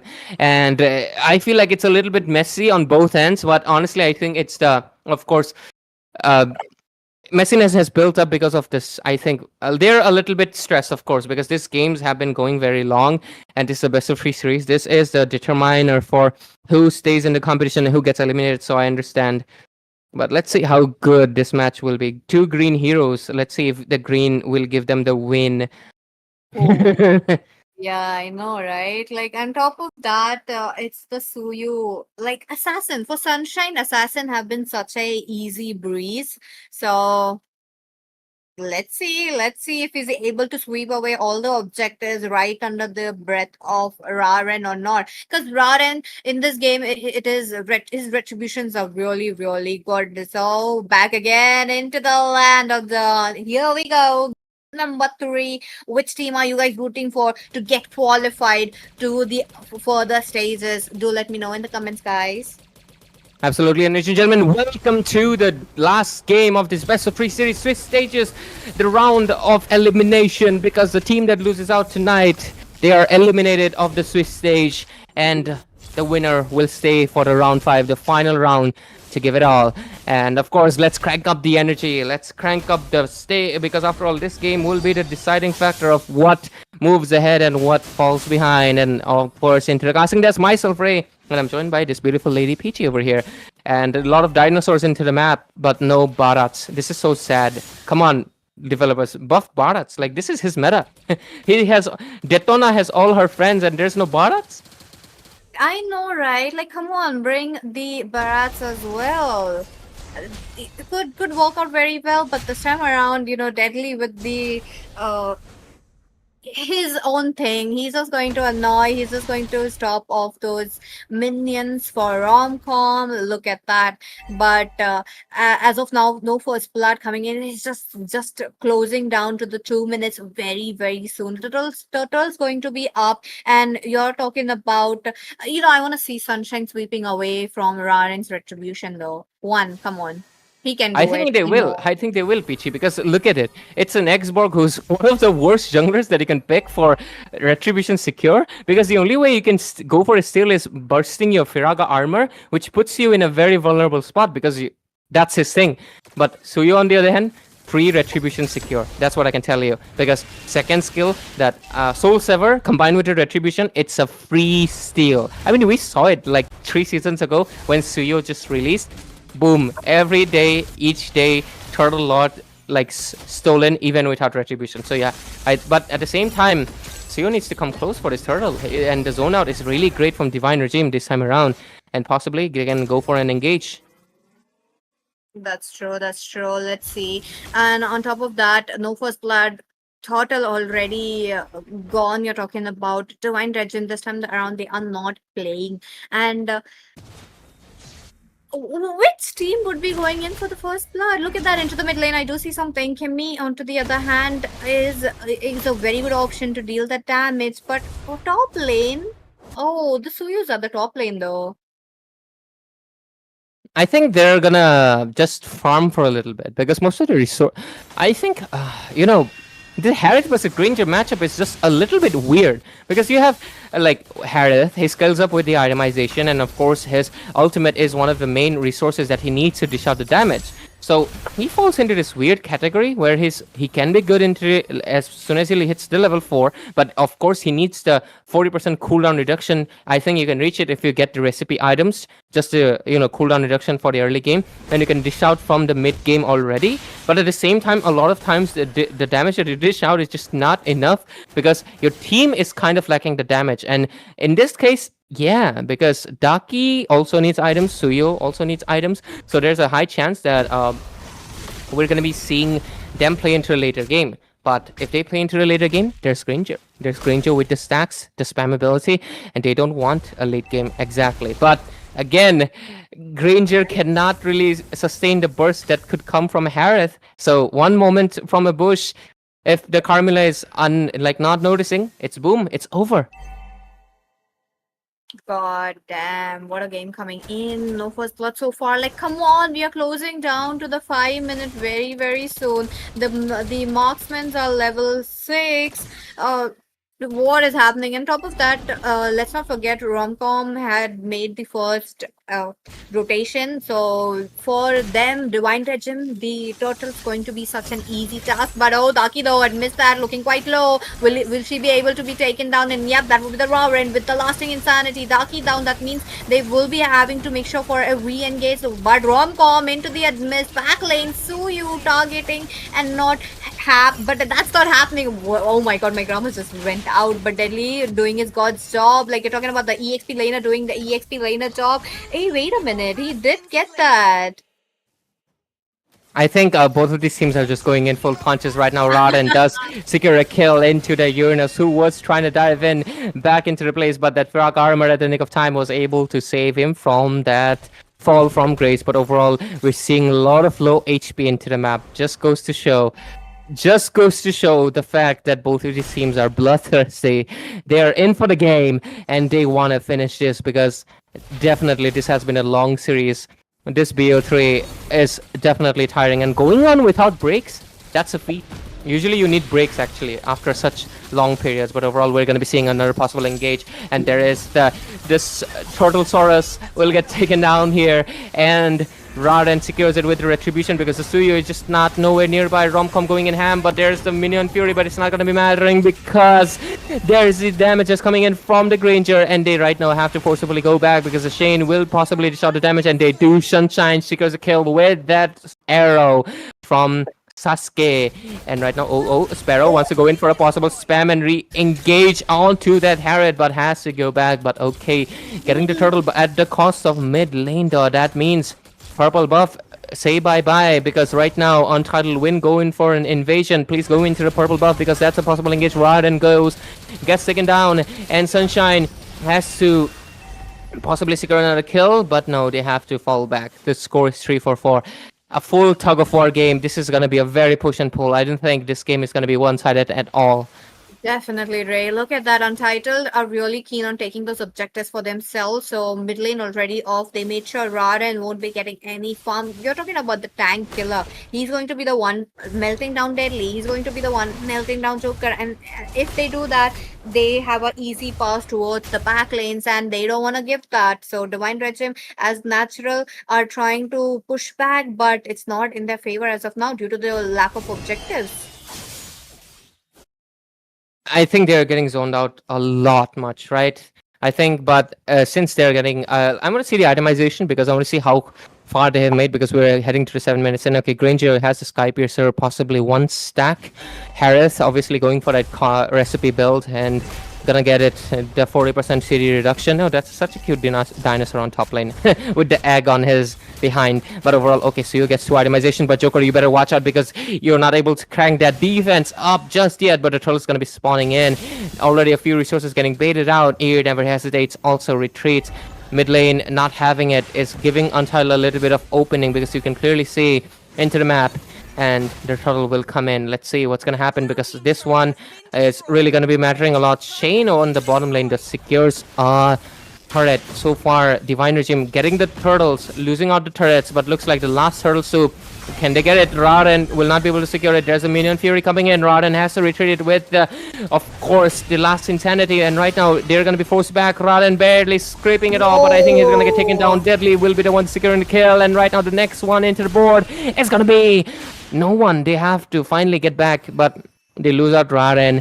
The score sits at 3-5. Untitled slowly getting their dominance up. Whoa.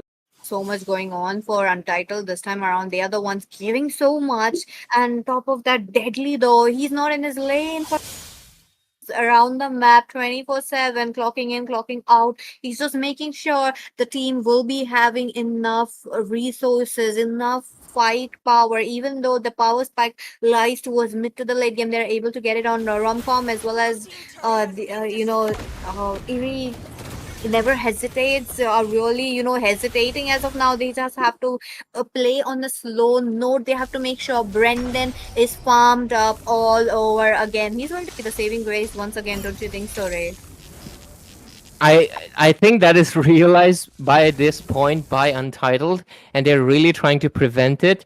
But yeah, he's been playing a very safe game. But this time around, they have people who can go back, and that's why I think the Suyo is picked up, because of course that immune dash might just be coming in handy. Because look at the Engage possibly coming in into the top lane, but right now there's a flicker from Romcom. Engage is out of this positioning, but can he survive? He does so, because right now Untitled is just going ham with the objectives.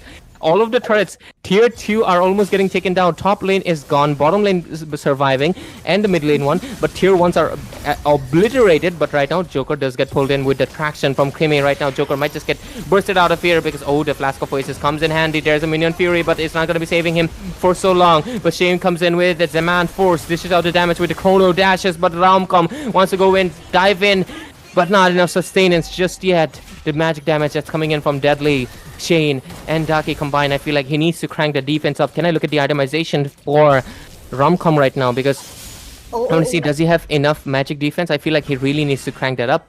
Yes. Okay. Okay, he has anti-heal, good enough for the Harith, I understand, and of course Uranus, but he needs 2 magic defense right now, because the Harith and the Vexana Burst has been proven too much for him. Agreed. And top of that, Untitled are moving in too fast with the objectives. They are not gonna take it to the late game. They just saw what happened the game number 2, and they don't wanna allow it to be the same case in this game as well. So look at them prioritizing the objectives, especially the neutral objectives, is the way to go. And Deadly, on to the other hand, zoning them out. That's like hard zoning. It's just not even entering the river area. That just proves how Untitled wants to end this game no matter what. I think they want to. They want to do it because they have been putting in the sweat, the blood, and the drops from their eyes. I'm trying to be creative with the words over here, but yeah.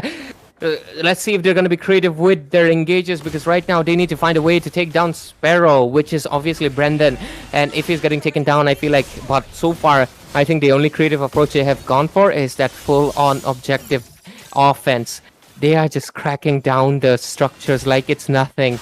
And Divine Regime just doesn't have any response back just yet.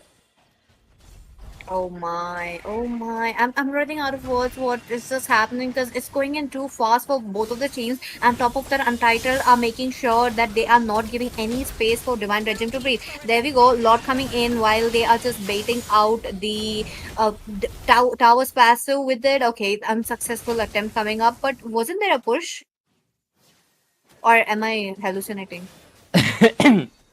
I'm sorry, you're not hallucinating. It's okay.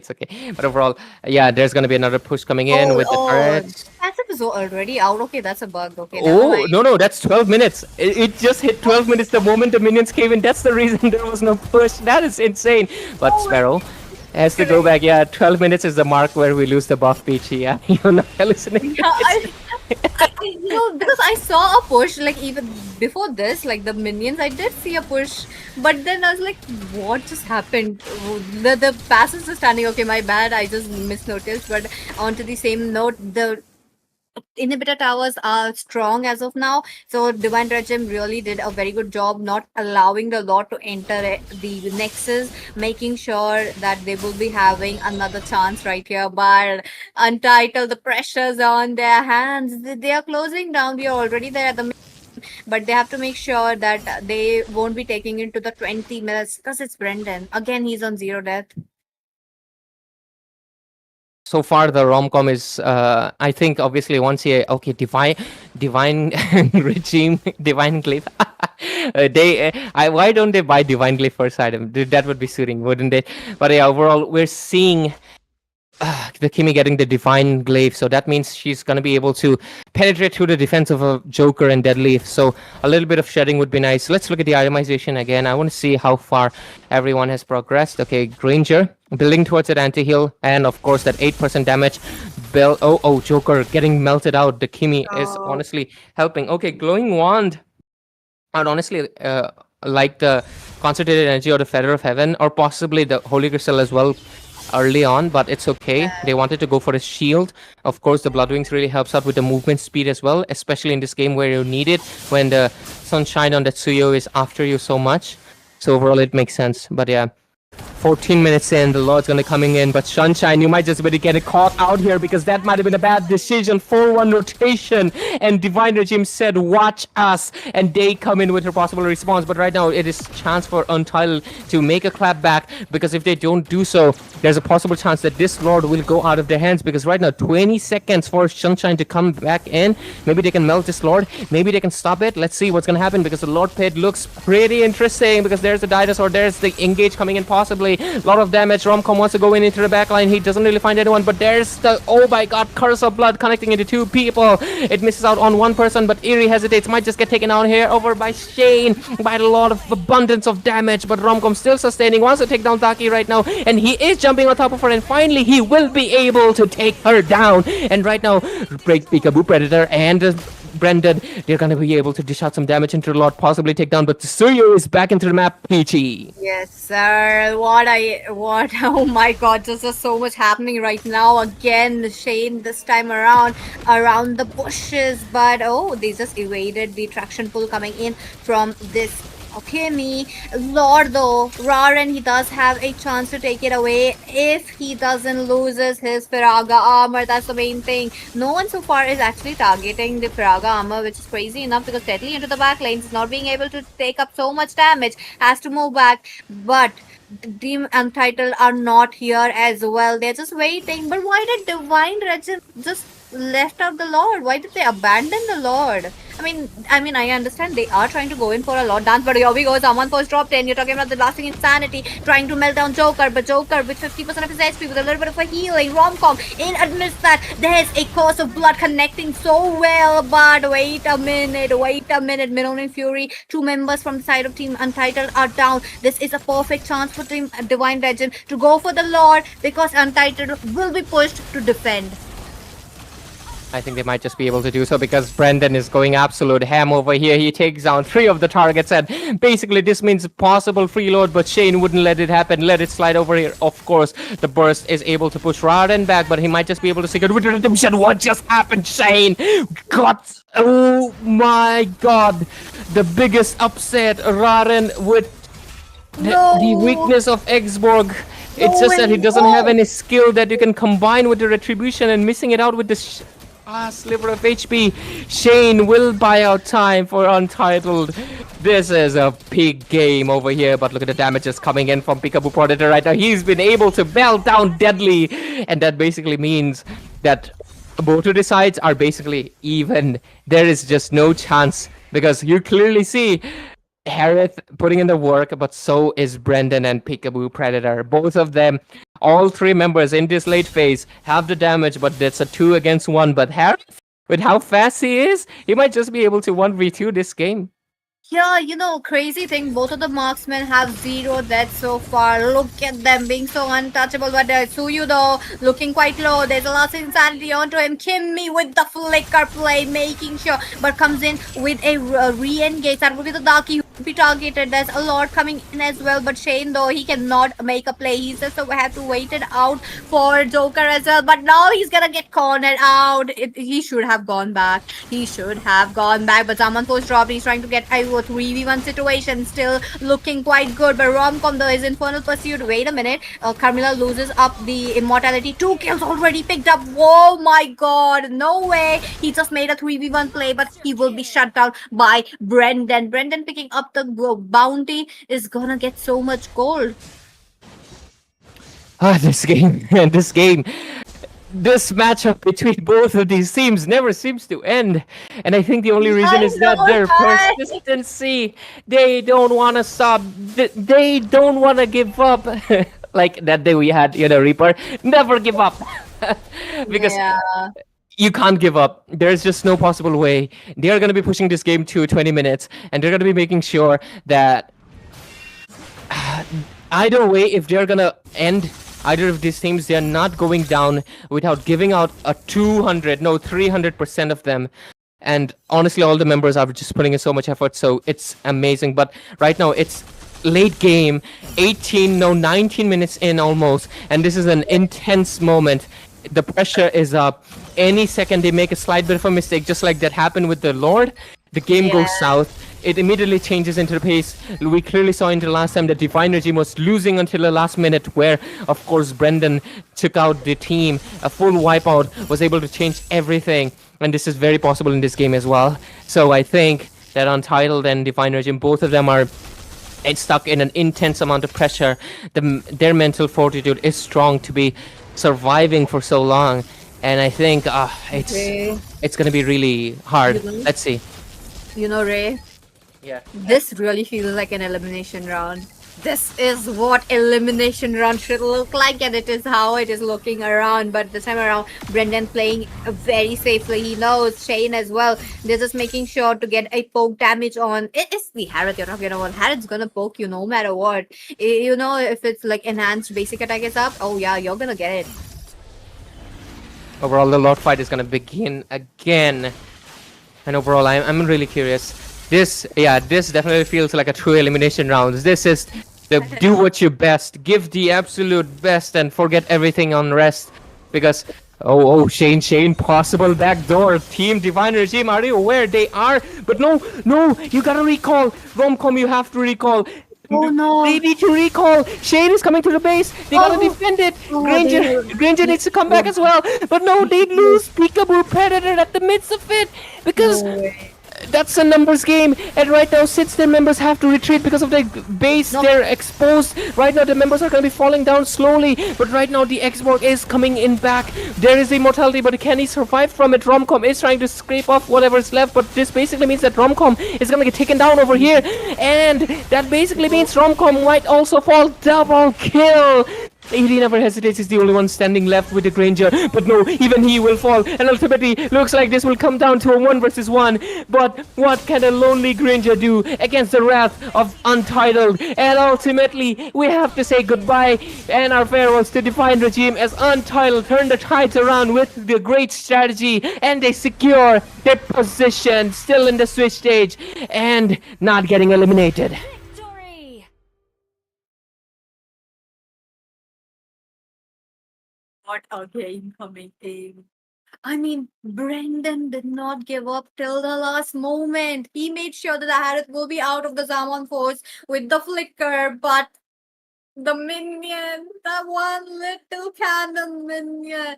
Oh my god, congratulations to Team Untitled for qualifying for the Swiss stage for that. And what a game coming in, despite having, no kills till the end. Team Divine Regime really gave up a very good fight, but this time around, looking at the statistics, damn, that's a lot to take in. I'm still speechless. Obviously. I love this poetic, the how poetic this game is though. Like 15-15. At the end of the day, these both teams were equal in strength, and these both teams were even out. I feel like this was a perfect matchup. This was pretty beautiful, pretty cinematic to end it in this way. Divine Regime, definitely, like, they're a team that stood the tides of time and everything, and we have a lot to say, and I think we will be discussing it a lot, ladies and gentlemen. But of course, we need to close it off because obviously this series has gone for very long. 22 minutes game, both of them. The first game also went 15 minutes in, so that's basically an hour and 40 minutes without any breaks. And of course, we also need to make space for the next teams, and because Zozo is coming, right? We gotta make space for Zozo over here, and so I'm just gonna wrap this up. Divine Regime, equal team, equal strength, but at the end of the day, there can remain only one victor, and Untitled was able to come out on top. And congrats to Untitled for making it to the next rounds. They're gonna be surviving in this brutal Swiss stages, and they will move along with a hope, carrying, and Divine Regime will say our very upsetting farewells, but I hope they come back in the next stronger into next season. Romcom and Brendan, of course, we will miss you guys. We definitely wanted to see you guys in the playoffs, but unfortunately, this is how it is. And congrats on title again. But yeah, that's it, ladies and gentlemen. This was a long series, but we got to make space for there's still another best of 3 series. So if you want to see more action, if you want to see Zozo, the direct mid gap, coming in action, make sure you stay tuned and like the stream, comment, hashtag Mythic Showdown to participate in the giveaway. You're not going to be registered if you don't like the stream, by the way, because it's a bot who does that. We don't do it. Yeah. So if you want to be registered, make sure like the stream, comment down, hashtag Mythic Showdown, M capital, S capital, and good luck. And I hope you win the giveaways, and we'll be coming right back with a short break. ये तारा इनको बहुत ज्यादा दिक्कत देने वाला है। थोड़ा सा फिर से यहाँ पर लौट आएंगे, अंदर जाएंगे pop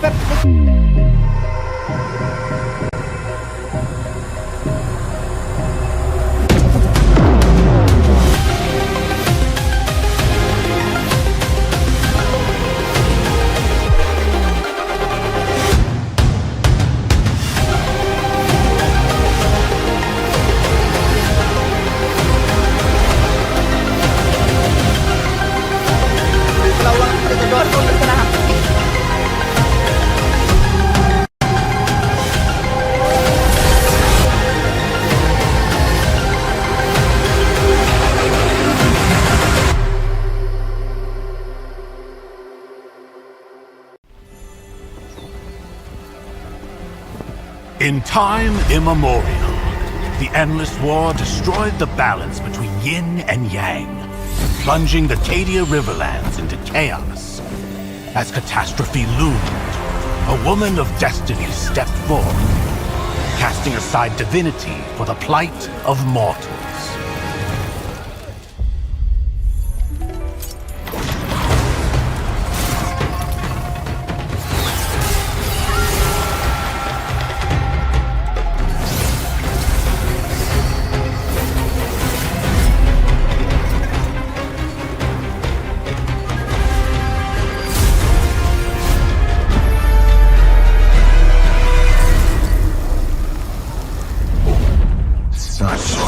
Sacrifice for a fleeting moment of peace in the mortal realm.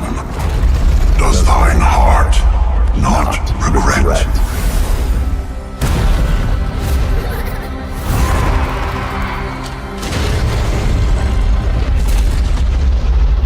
To protect the realm.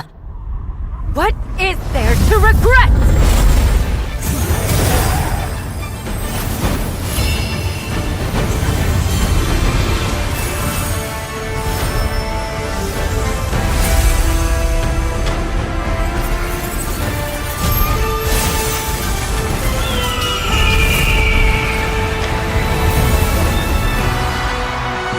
This day, destiny descends once more.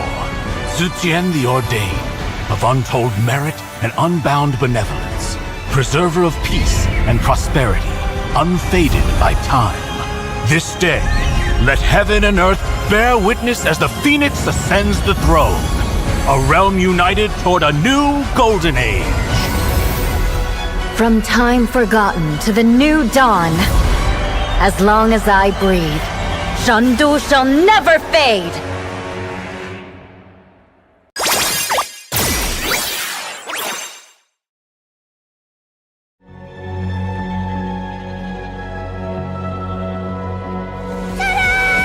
Now you'll be the best sniper ever!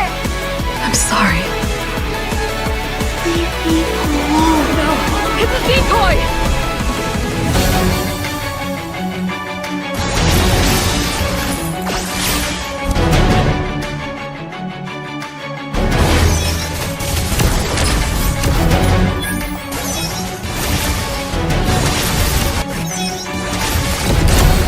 Ever since that day, I vowed to keep you safe.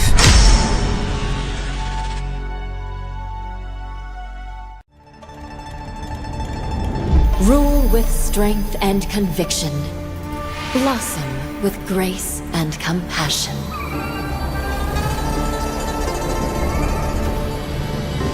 My strategy spans centuries for those I silently guard. From ashes to empress, My rebirth is eternal. The Phoenix reigns! ये तारा इनको बहुत ही ज्यादा दिक्कत देने वाला है। थोड़ा सा फिर से यहाँ पर लौट आएंगे, अंदर जाएंगे perfect.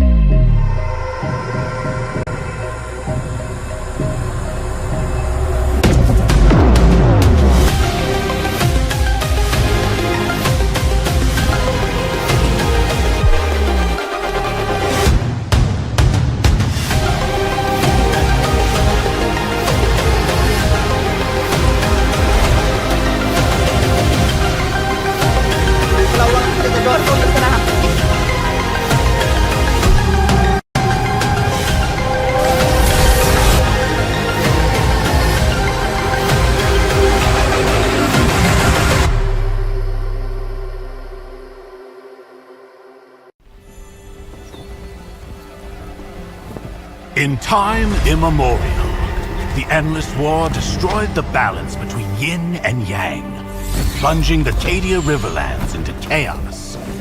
As catastrophe loomed, a woman of destiny stepped forth, casting aside divinity for the plight of mortals.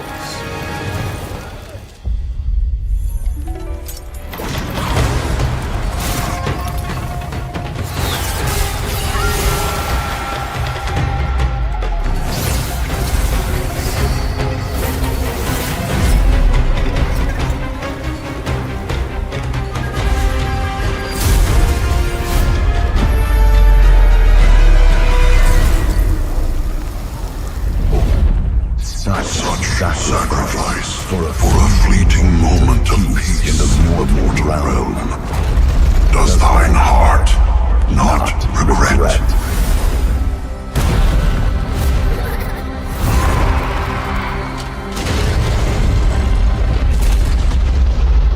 To protect the realm. What is there to regret?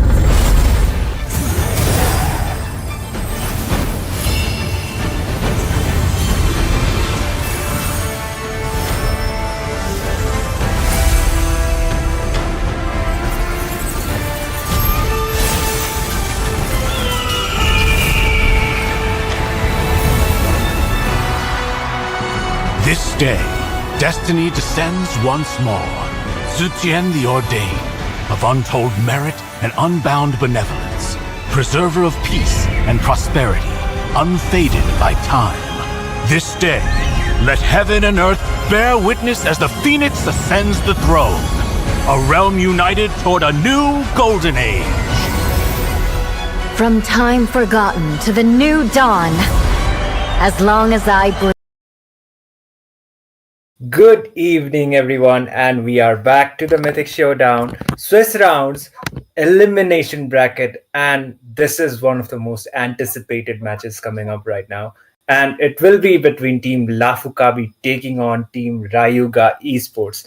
Do or die situation for both of the sides. Before we watch the BO3 series, going on to game number 3, and it was an absolute cinema. So the teams, they are taking the competition really seriously, and hopefully Rayuga as well as Team Lafu Kabi, they will be coming up with some really good competition onto the series. I'll be your host Itami, and joining me will be Debbie and Peachy this time.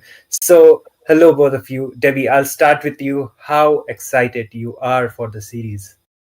I mean, we have our star for today because they are going to be playing against Rayuga. But of course, Dota is the star of tonight. Of course, he's always going to be. And yep, this is the first time I'm going to be casting for them. And I'm actually very excited because, everyone might not be new to them, but I'm actually new to them. So I want to see what they can do here. Definitely. And Peachy is quite aware of Rayuga. She is the one who has been backboning Rayuga quite often, I would say, because she has been supporting Rayuga Esports, and fortunately they have been doing out quite well. Somehow they are surviving with the eliminations, but this time Lafu Kabi will be they will be facing Lafu Kabi once again, and a lot of things are going to be onto the stake. So Peachy, I know you are quite excited regarding the series, but yes, Rayuga this time are facing the mid standard, the direct mid gap Zozo. So, you should be excited. Ezekiel gonna have some competition. Let's see if Rayuga Esports can get it on with a clean sweep or not. Crazy match coming. I want this game as well to be an absolute cinema, such as the game number 3. But let's start with the draft. Now, it's been such a classic draft. The EXP laners getting much more the light today. Yeah, and we are already on to the drafting phase, and first picks are going to be mattering a lot for whichever the side it is. Mostly, like I have been saying this onto my casting as well before. It is the EXP laners as well as the roamers getting prioritized. I am not kind of surprised because they have buffed out a lot of EXP laners lately, and they have been performing quite well. So one of the go-to kind of an EXP laner right now would be the Lapu Lapu, and this time Rayuga Esports. I guess they will be trying to go out with a map control kind of a composition. Apparently, they are banning out the mid lane already. So we are already getting out. Like we are already feeling the heat of the moment. Moment, let's say. And when you ban out the first line to the first phase, you usually want to go for a close range marksman type most of the time, and it's understandable because Rayuga, I think they are really comfortable on any kind of mid lane they want, especially I mean, not especially, of course, it's gonna be Ezekiel in the mid lane. He got a lot of hero pools on his kit, so it's very understandable that they can ban out as much as they want because not to fear that they're gonna be banned out themselves. But the thing is, Lafu Kabi also they have the gold in the mid lane. He's always gonna be there trying to carry, especially in micro wise though. So I feel like it's kind of a respect ban too, and most of the time I think you usually ban out the Kimi as well. So I think like Fukabi, they do know that they do not want to give away the Kimi to Rayuga. Yep. And more than that, for Ezekiel, it's for Rustin. It has been such a signature pick right from the day number 1. So for banning it up, it's really looking good. Lafu Kabi have definitely done their homework, which I'm really liking that, Itami. Definitely, and yeah, they actually have faced each other before, so they do know the anticipation as well as they should be familiar with the fact that how Rayuga as well as Lafukabi they will be coming up with the executions. But I guess they have watched the highlights before onto the onto the before clash that happened onto the Mythic Showdown, and anyways looks like they are prioritizing the regular bans by far. One of the respect bans, I would say, is only going to be the Fanny because Fanny, she has received some adjustments, but I would say she is kind of situational as well as dicey because she has a lot of counters. And considering the fact that Kufra has been buffed, Oh, but I apparently think it is not the case. Yeah, go ahead. I think the Kufra buff, like you mentioned, Itami, it's just so making it so valid that most of the time it's always being picked away to try to go against those assassins that need a lot of mobility. So it's very understandable. But for Rayuga though, the joy being nerfed out and completely ignored, I thought the joy would be completely left open. But the thing is that they ban away the joy. I don't think that they want to give it away to Lafukabi to give them a dive into the backlines most of the time. But yeah, it's very understandable that they ban the joy, but there are a lot of options open right now because Lapu Kabi they took away the Lapu Lapu. So will the Boxia be there or Chocolate Down? Will he go for his signature assassins? Let's see Okay, though. this time. Mm-hmm. Pitching. Let's see if they are able to get it on, but the Uranus is open. For Rayuga, I haven't seen Vishal's Uranus so far in this game. So maybe or maybe not. They might or they might not. What do you think about that, Itami? Yeah, that actually can be the case, but this time the first priority, I already said that the Lapu can be an option, but apparently Lapu are quite aware of the fact that Lapu Lapu he's kind of dicey. The thing with this guy is he just goes in, and when he has the bravest fighter, it's not just the damage he deals. It's the sustainability as well as the additional shield that comes up as well. But this time, Rayuga, they are known for going out with the signature picks, and they are kind of a team that rely on to their mastery over meta kind of thing, and the Chow has been an option. He is a flex here, but I think it can be a rumor.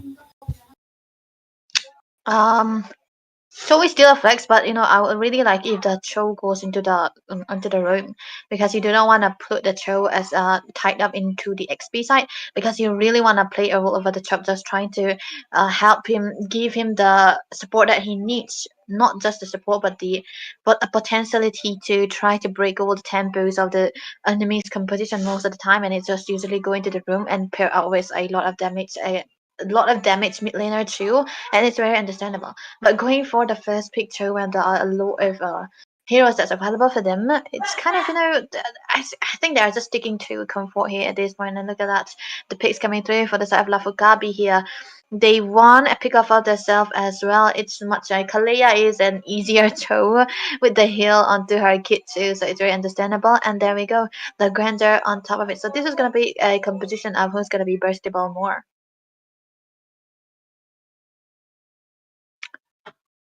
Oh, okay. Looks like so far so good. Looks like the trump card is up right as the first pick for the side of team Rayuga Esports. Wasn't expecting a Chow.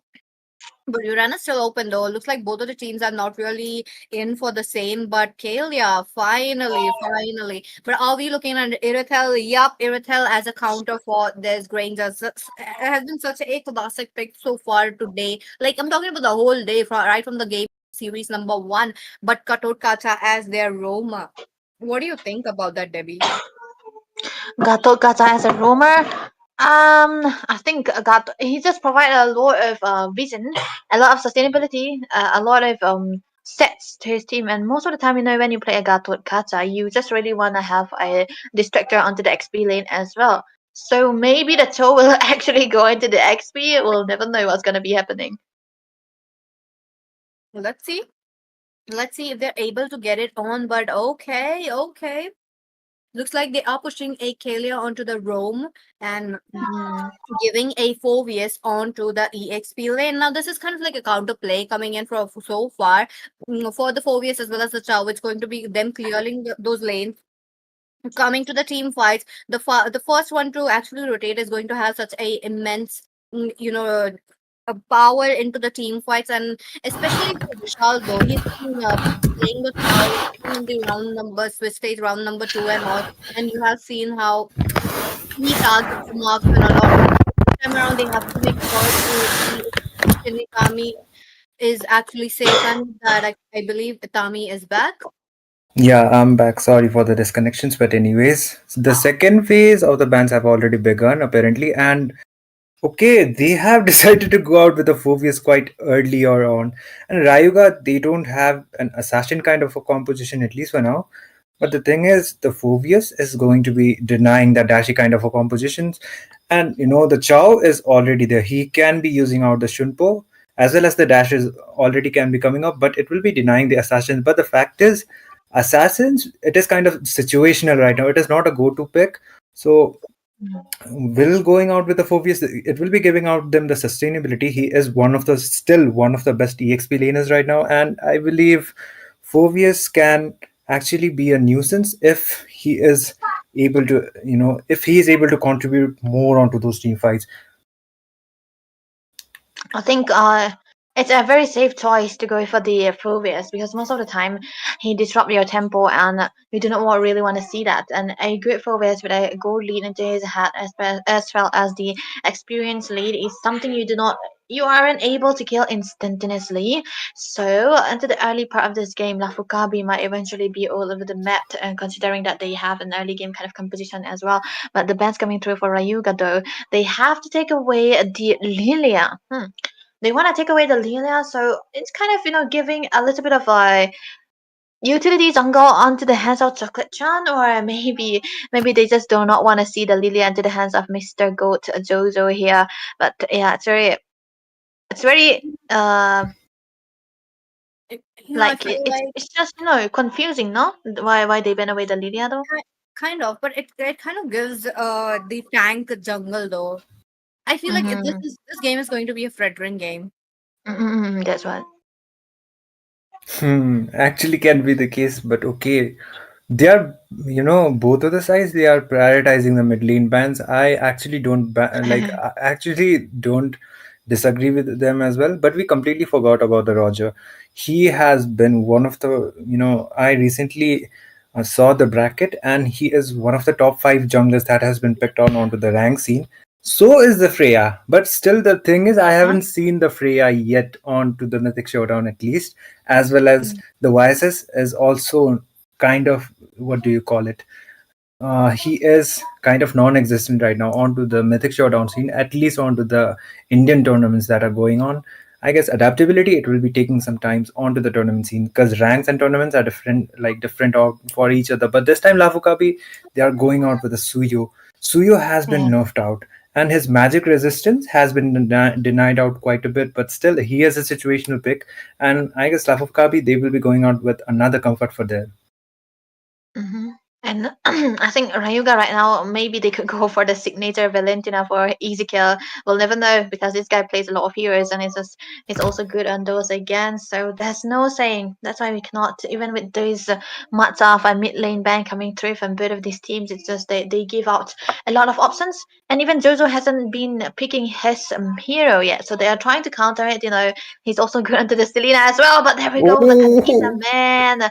My goodness, I really like a Khadija into this kind of composition. They're so squishy, and she is gonna be insta-bursting every time. And look at the Lancelot appearing. We were actually manifesting for a utility just because of the presence of the Lilia, of the ban of the Lilia. But there we go. The Selena also appearing, PT.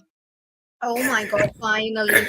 Selena, Zozo with the Selena. Finally. Yep, man. I kind of was doubting Zozo Selena back when he faced one of the teams. What do you call it? It was Peak to Plummet actually. And the game 1 Selena was quite a nuisance. So will he be able to repeat the same fate will be the main question. But a Lancelot against a Phoveus, he will be having some hard time if the Phoveus is able to land up the initiations. But anyways, casters, I'll give it to you. Go on to the Land of Dawn. Let's go into the Land of Dawn. Game number 1, Rayuga Esports versus Lafu Kabi. Let's see who picks it up. And on top of that, there's been quite a counters coming in this gameplay. Like both of the teams did pick up enough amount, and Chocolate Chan with that Lantler debut as well. I'm curious to see how he's going to perform. Yep, a lot of fast pace moving here for the side of Rayuga right there, and then they have a lot of burstable heroes as well. But right now, I think the presence of the Selena here is gonna be kind of stopping the advantages of a Khadija to be farming up, to be camping also, because Khadija is mostly known to be camping and bursting out enemies most of the time. But into the clearing wise though, he's gonna be lacking quite a bit. But it's gonna be actually on top doable because they have a Selena who's not that good in clearing though. That's true. I mean, they will be having a little bit of a problem with the lane clearance, but okay. But if her Abyssal Arrow strikes really good, you're talking about stunning them right when they are about to strike, it's really going to prove fruitful. But okay, so you might get the first blood, looking quite good. But Rocco pops the revitalize, helping himself to move away from that situation. I like how Chocolate Chan is already there at the bottom lane, ganking up the EXP lane, but he just lost that EXP grab. Yeah, the XP crowd is very important this time around because it provides a lot of experience level, and it follows you around too. But look at Visaldo. Oh, wait a minute. Vishaldo comes up with a little bit of knockups. That would be the Kalia looking quite low. But onto the other hand, Lafu Kabi 4 members are present into the river area. Oh, look at that. Oh! Arrow really strikes out very well. Chocolate Chan has to move out of the situation. Rocco all alone will be the first blood. Wow, what a good trade, what a good start coming in. Ezekiel already level 4, but look at that. Okay, Turtle is definitely going down into the hands of team Lafu Kabi. They are very keen on the objectives, which is a very good sign. But Infernal Pursuit coming in for Ezekiel, and he would be the second blood as well. Wow, he kept holding on to the rough wave for that long. I think it has to be a little bit greedy for Ezekiel to just give his life for just one. Oh, look at the stun. Okay, another stun coming up for Rustin this time, but okay, he faces the tsunami slam, moves out of the way, but he cannot make a re-engage. Rocco, on to the other hand, so much damage right from the early game. Lafu Kabi are here to take away the game easily. Oh my goodness, this Selena is providing quite a lot of reason as well as a pressure onto the top lane too. But look at bot lane though. Oh. Infinite Pursuit would be, making sure that he would be evading that. But Vishal, Reaper, that is so much damage of the turret, and he will be taken down. Vishal's still quite low though. So on to the other hand, Team Lafu Kabi are denying every single creep, like every possible small creep for Chocolate Chan, which is a good sign. Yeah, it's really a good sign for them because you do not really want to see a Lancelot with even a level ahead in comparison to the CO2. But right now, Shinigami is actually the one who's having the lead, level 7 already. The turtle will be up in less than 40 seconds, and I think both of the teams are going to be trying to ready for it. But look at that though. Tsunami Slam coming in from Ezekiel. He has to move back. He does pops his rough waves Oh! to make sure his passive will be dealing damage to Shinigami, but that's not the case. But onto the front lane as well, Rocco will be taking down Shinigami, looking quite low. Coming in for a little bit of a re-engage, but no, Chocolate Chan would be the first one to be taken down right there in that re-engage. What a movement coming out from the side of Lafu Kabi. Everywhere they are full, they are blocking all the exits coming on. For Rayuga, they were blocked everywhere, and we can see how much of a problem it was. Even Ezekiel onto this Kadita wasn't able to do anything about it, and even though he has so much of a mobility, the pressure that Lafu Kabi already created has just made it so hard for them to be available all over the map. But top lane though, there might be something again. Rustin, he isn't able to get anywhere near his turret too, and this means that he's always gonna be low in goal too. And Wizard of Liz already got 2 kills, right? And this is gonna be a great start for Lafu Kabi right now. They will always play around the grandeur and successfully in it too. That's true. Now, Chocolate Chan is being denied that early snowball coming in, but at the same time, Lafu Kabi are the ones with that snowball. So it's really looking good. But the problem now is they have to take back the snowball. But for Lafu Kabi, it's a easy breezy, lemon squeezy kind of a gameplay coming in. Look at them. Objective wise, they are very far ahead. Oh, wait a minute, Rafael coming in from Bozo though, almost taken down, almost. On special, on regulars. Oh, look at that! In mid lane, Ezekiel with the first falling down. Vishal onto the other hand, that's a double kill for Wizard of Liz. Oh, okay, that's definitely a first name coming in for Yeah, the I mean, he's faster enough, but okay. AOG defensively, Zozo is there onto that purple buff, and Rayuga is very far behind the farm. Yeah, they are so far behind the farm that in regular occasions you actually will see a full combo Kadita able to burst down any kind of mates, right? But now that they are so behind, Zozo, in the pet was caught perfectly in a full combo Kadita, but he isn't able to fall down. But look at that though, there's might be a little bit of skirmishes. Okay. Vishal, on to the other hand, trying to mark down the Wizard of Liz, unable to do so, will be the first one to fall down into the hands of the same. But Granger though moves away with the flicker, saving grace for him. But Rustin goes shut down by Shinigami. There's a tsunami slide coming in from Rocco, and Rocco will be taken down. The Ezekiel is on a chase, and oh my god, nasty damage. Oh no.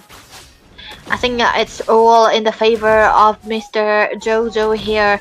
He's able to absolutely get the mid lane right now, and I don't think Ezekiel has anything to say about this because he is on a Kadita, right? He just wanna farm. I mean, he just wanna hide in the bush and get a pick of 1 or 2 at that. But if we are behind, this much behind, 3 deaths down on a Kadita, you do not really have the power to burst any potential threat. But then again, it is all falling into the hands of Lafu Kabi. They were just creating a lot of spaces here. Look at that.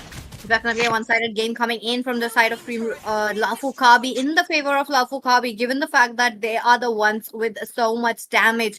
Now they are pushing them down towards the inhibitors, which is a good sign. But as every assassins and the split pusher you're talking about, Chocolate Chan, he knows when to strike and he knows when to go away as well. Look at him; he's out of the bot lane even before they could come in. Yeah, and I don't think the only thing that they could do right now is that, but look at that, another one. Oh, wait a minute. Ezekiel is already zoned out. He can play up for the knockups, but there's the red buff, the orange buff has been denied for Chocolate Chan. Yeah, time and again, he's just level 9, 4k gold, and if you compare to the CEO right now, 5k already into his kit, and there's a lot of build coming through. As the Scalia also, Moon Knight, even though he is into the room position, he's gonna be opting for the Thunder Belt. This is how ahead they are, and there's nothing that they can do about it. First build into the hands of the Kadita. Actually, Ezekiel going for the glowing one first build when you usually go for the Xenius one, because I think it's just that the pressure coming out from Lafu Kabi here, they have a lot of heal already, and the only necessary item that his team is gonna be needing is the glowing one, and that doesn't deal that much of a damage you want on a burst hero. But look at that though. Oh my god, that is a very good kick coming in from Vishal, but he will be taken down. There's a double kill for Rustin Call trying to go in for more, but now the AOG really proved them that a taunt could actually do it. The setup's really good. Rocco, on to the other hand, is trying to zone out the first front laners, but the Infernal Pursuit is just so much for Rustin Cole, and he will be taken down. Chocolate Chan, on to the other hand, he's waiting. Rocco getting chased on and targeted. Shinigami looking quite low, and that would be Chocolate Chan who would be taken down. Wait a minute, they're not Rocco onto the other hand. No way. Why is that? That was a lot of damage, and Rocco, that was the last resort that he could do. He isn't able to run away, no AOZ so far, and the Lord spawning in the right time for the side of Lafu Kabi, and this is all just gonna be the start of the dominance right now. All the outer turrets gone for Rayuga Esports, and the Lord will be marching down onto the mid lane, the best possible lane that they could sing together with. And at this point, it depends on how disciplined that Lafu Kabi is gonna be, and how they are gonna be using this lot to their advantage. If they are having their cards right, having their lane sync, having their long waves in a perfect position, then they will be able to crack open all of the base turrets here.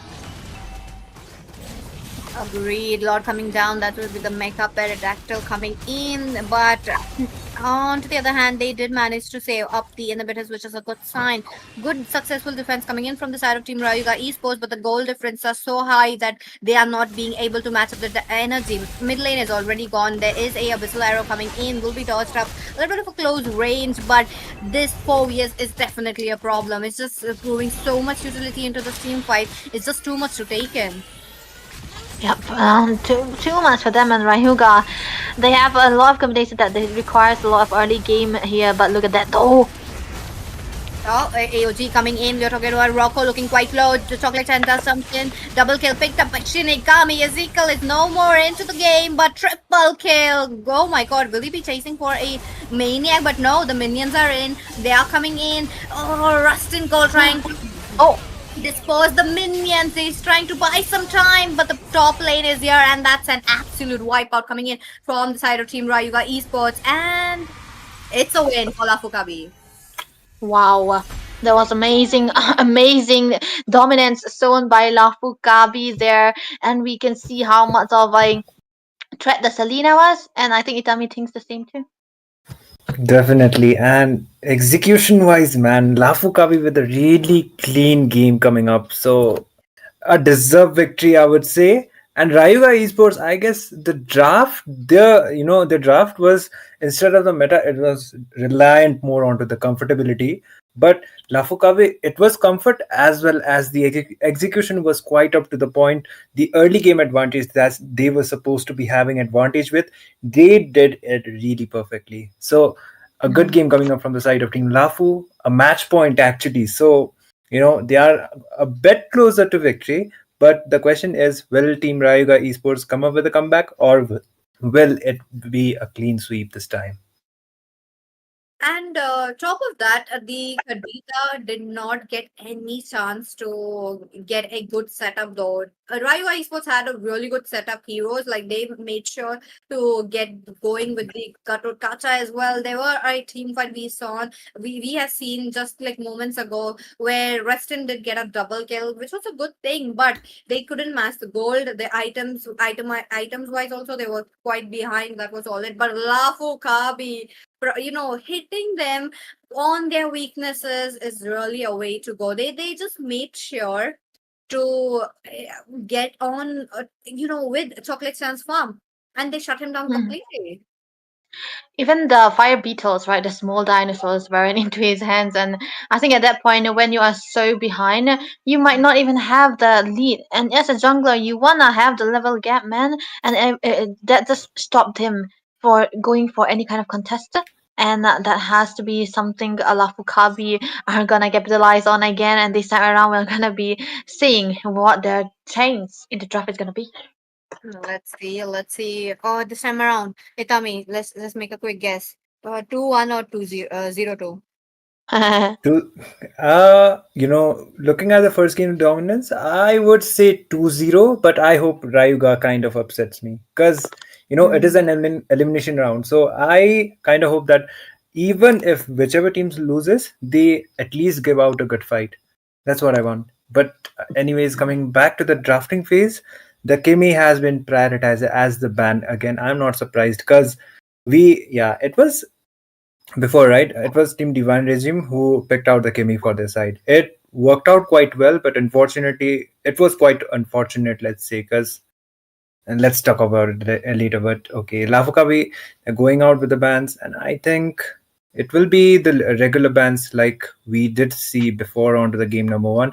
It is looking out quite obvious, but this time Rayuga has decided to ban out the Kalea. It gave out quite some trouble. Moon Knight was the one who was onto that Kalea, and the execution as well as the tsunami slams were quite up to the point. Definitely, and so it's a natural reflex to actually ban it out. But a lot of the respect bans you might be looking ahead. But this time around, let's see. Let's see what is it going to be. Matilda though, was the Matilda banned in the first game? No, it wasn't. It was completely Oh, ignored. oh my God! So why is the Matilda not getting picked up? Come on, such a good hero. Mm, I guess so. Yeah, Um, you I know, think like Lafu Kabi is just too focused on the damages. They're focused on the damages, and if you wanna have the damage into the mid lane, you wanna set right. I think that has to be the reason why they completely ignored the Matilda, and it did really worked well for them. But it could have been good into the hands of Rayuga though. But right now they are banning away the Farsa here. I think Rayuga doesn't really wanna face a Farsa, I guess. Yep, it's a very good pick into the hands of Zozo. Come on, it's Zozo. yeah, Yeah, Farsa man. generally as well, actually. Like, generally as well, Farsa has been doing out quite really well onto this patch. She hasn't received any nerfs, like onto the recent patch as well as onto the season change. So it is safe to say that she is still a go-to mid laner right now. And a Farsa ban as well as Zozo being there, it is quite expected. But I think Lafu Kabi, they have the first pick priority, and this time it might be a flex, or they don't like Rayuga. They picked out the Chow, and didn't work out. So I don't think a Chow would be possible because he's situational. So they might be relying with a meta or a strong EXP laner. But okay, wait a minute. They don't want to give Rustin his Granger. Granger, interesting. I into the hands of Silver Cloud, it's just working out so well. Last game also he was getting targeted, but at the same time, Vishal couldn't get a pathway. He did, okay, he did reach up to the Granger, but it's less so much damage that he's getting stopped time by time.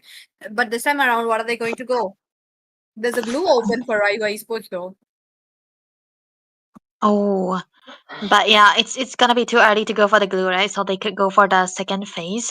But then again, there are a lot of first pick potential. The Bucks are being banned away. The Lapu Lapu also gone. What could they go for? Okay, Phobia's Joy.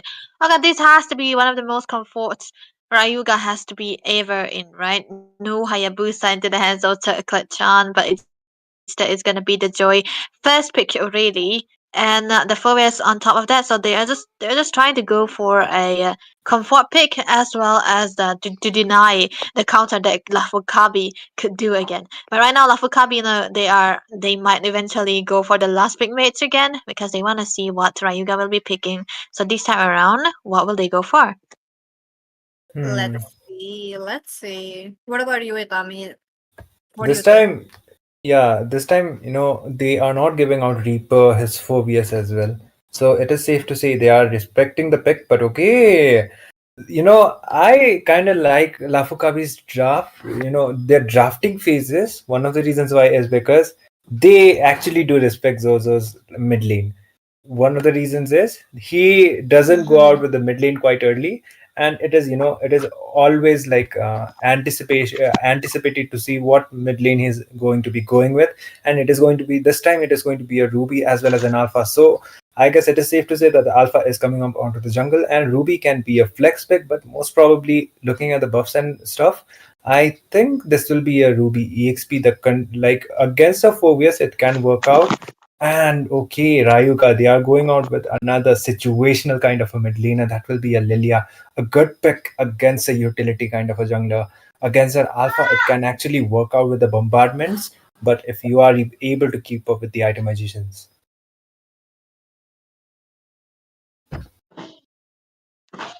This time around, let's see if the slows are really a problem for the alpha, though, because it is going to be proving a problem given the fact that there is a Ruby as well. And Lilia late game, like you're talking about four items on her, she's going to deal some damage. But I want to see Ezekiel to play a little bit on his comfort zone, though. I mean, not trying to go in quite aggressively.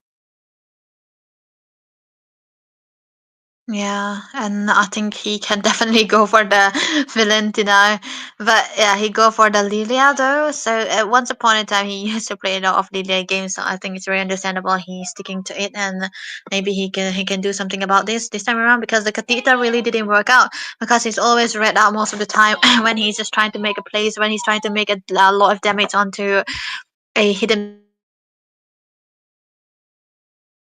row and the traps set by Mr. Zozo right there, and he wasn't having the best time of his life. But right now, Lafu Kabi they ban away the marksman, so Rayuga finally taking away the Khadija, not the Khadija, I mean the Matilda. It's very understandable though because the Matilda can go really well together with the Alpha. Yeah, acceptable actually, as well as a really good band coming up. As you said, the Alpha, he can be. I think this time Lafukabi, they will be going out with a support roamer. Rafaela is still an option, and the Florin is also there, so it will combine well with the Alpha, and as well. So the sustainability is definitely there. So I think it will be depending upon what Rayuga will be going out with the roamers, because that will be deciding what the mid laner is going to be picking out from the side of Team Lafu Kabi. Will it be a burst kind of a mage, or will it be a continuous damage kind of a mage? Let's see. Let's see. This time around, one last ban left. This would be targeted towards a roamer, possibly. But let's see what roamer could that be. What about Minotaur, though? Minotaur is also a very good pick right here. The Minotaur could go in with, yeah. Oh, speak of the devil. Yeah. I mean, Minotaur. come on. Yeah, The synergy is there. yeah, The other three members that we are looking as of now. definitely. And I think the Minotaur does really, really well in the competition that can be a make or break. And for Rayuga, right, they really need a lot of crowd control. They are the one actually banning away the Gatot Gacha here. So the Minotaur was actually the last option for them. And Rayuga, they do not have it no more because Lafu Kabi already banned away. So what will they pick right now? Because the formation, it's just the marksman and the roam has to be such an amazing one. They need to have a physical marksman, but what are the options? 1-1. Oh, Huh, one interesting. one. Oh, the cat girl's finally here. Let's go. Yep. That's true, though. I mean, counting the joy as well. I kind of understand why they picked out the Phobius for their side quite early, because Yep. If they gave out the Phobius and they picked out the 1/1, it wouldn't have worked out at all, because it's only going to be triggering his Infernal Pursuits more and more. But Lafu Kabi, they have the final picks coming up, and we will be seeing whether it will be, like, I do believe it will be a support coming up, most probably. But the mid laner, the mid laner will be one of the main questions. Will Zozo go out with a Kagura once again? That can be an option, but okay, that won't be apparently the case. The Kufra buff I was talking about, and this time they have decided to prioritize the Kufra. A good answer though, instead of the supports, it actually can be a good case, because Kufra, you can be using him with the initiations, and for the front line, it's not just the Kufra. You have the Ruby for your side as well. Oh, look at that. The last pick coming in from the side of Rayuga, they definitely go for the Tigreal. They needed a lot of set, and there we go. The Tigreal is coming into play. He has to be the one who's always initiating. But the problem is that there's a lot of ways for Lafu Kabi to try to cancel this out. There might be the Spear of Alpha. There might also be the Arm of Vended always spinning around, just trying to cancel it. But given the right position and given the right timing, I think this Rayuga has to make a setup for themselves. But the problem is that they do not really have an insta burst, because for the Lilia, he's gonna be always trying to go for the bloom bursting instead of insta bursting. So they have to be a little bit mindful on the sets though. But their composition is really made to go for the mid game.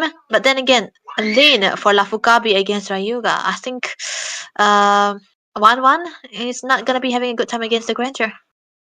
Okay. Okay, yeah. Sorry. But anyways, we are back on to the game number 2. This will be the decider, or maybe the decider for the side of Team Lafuka, because it is the match point. The question is, can Rayuga come up with a comeback? So here we go, casters. Please take it over.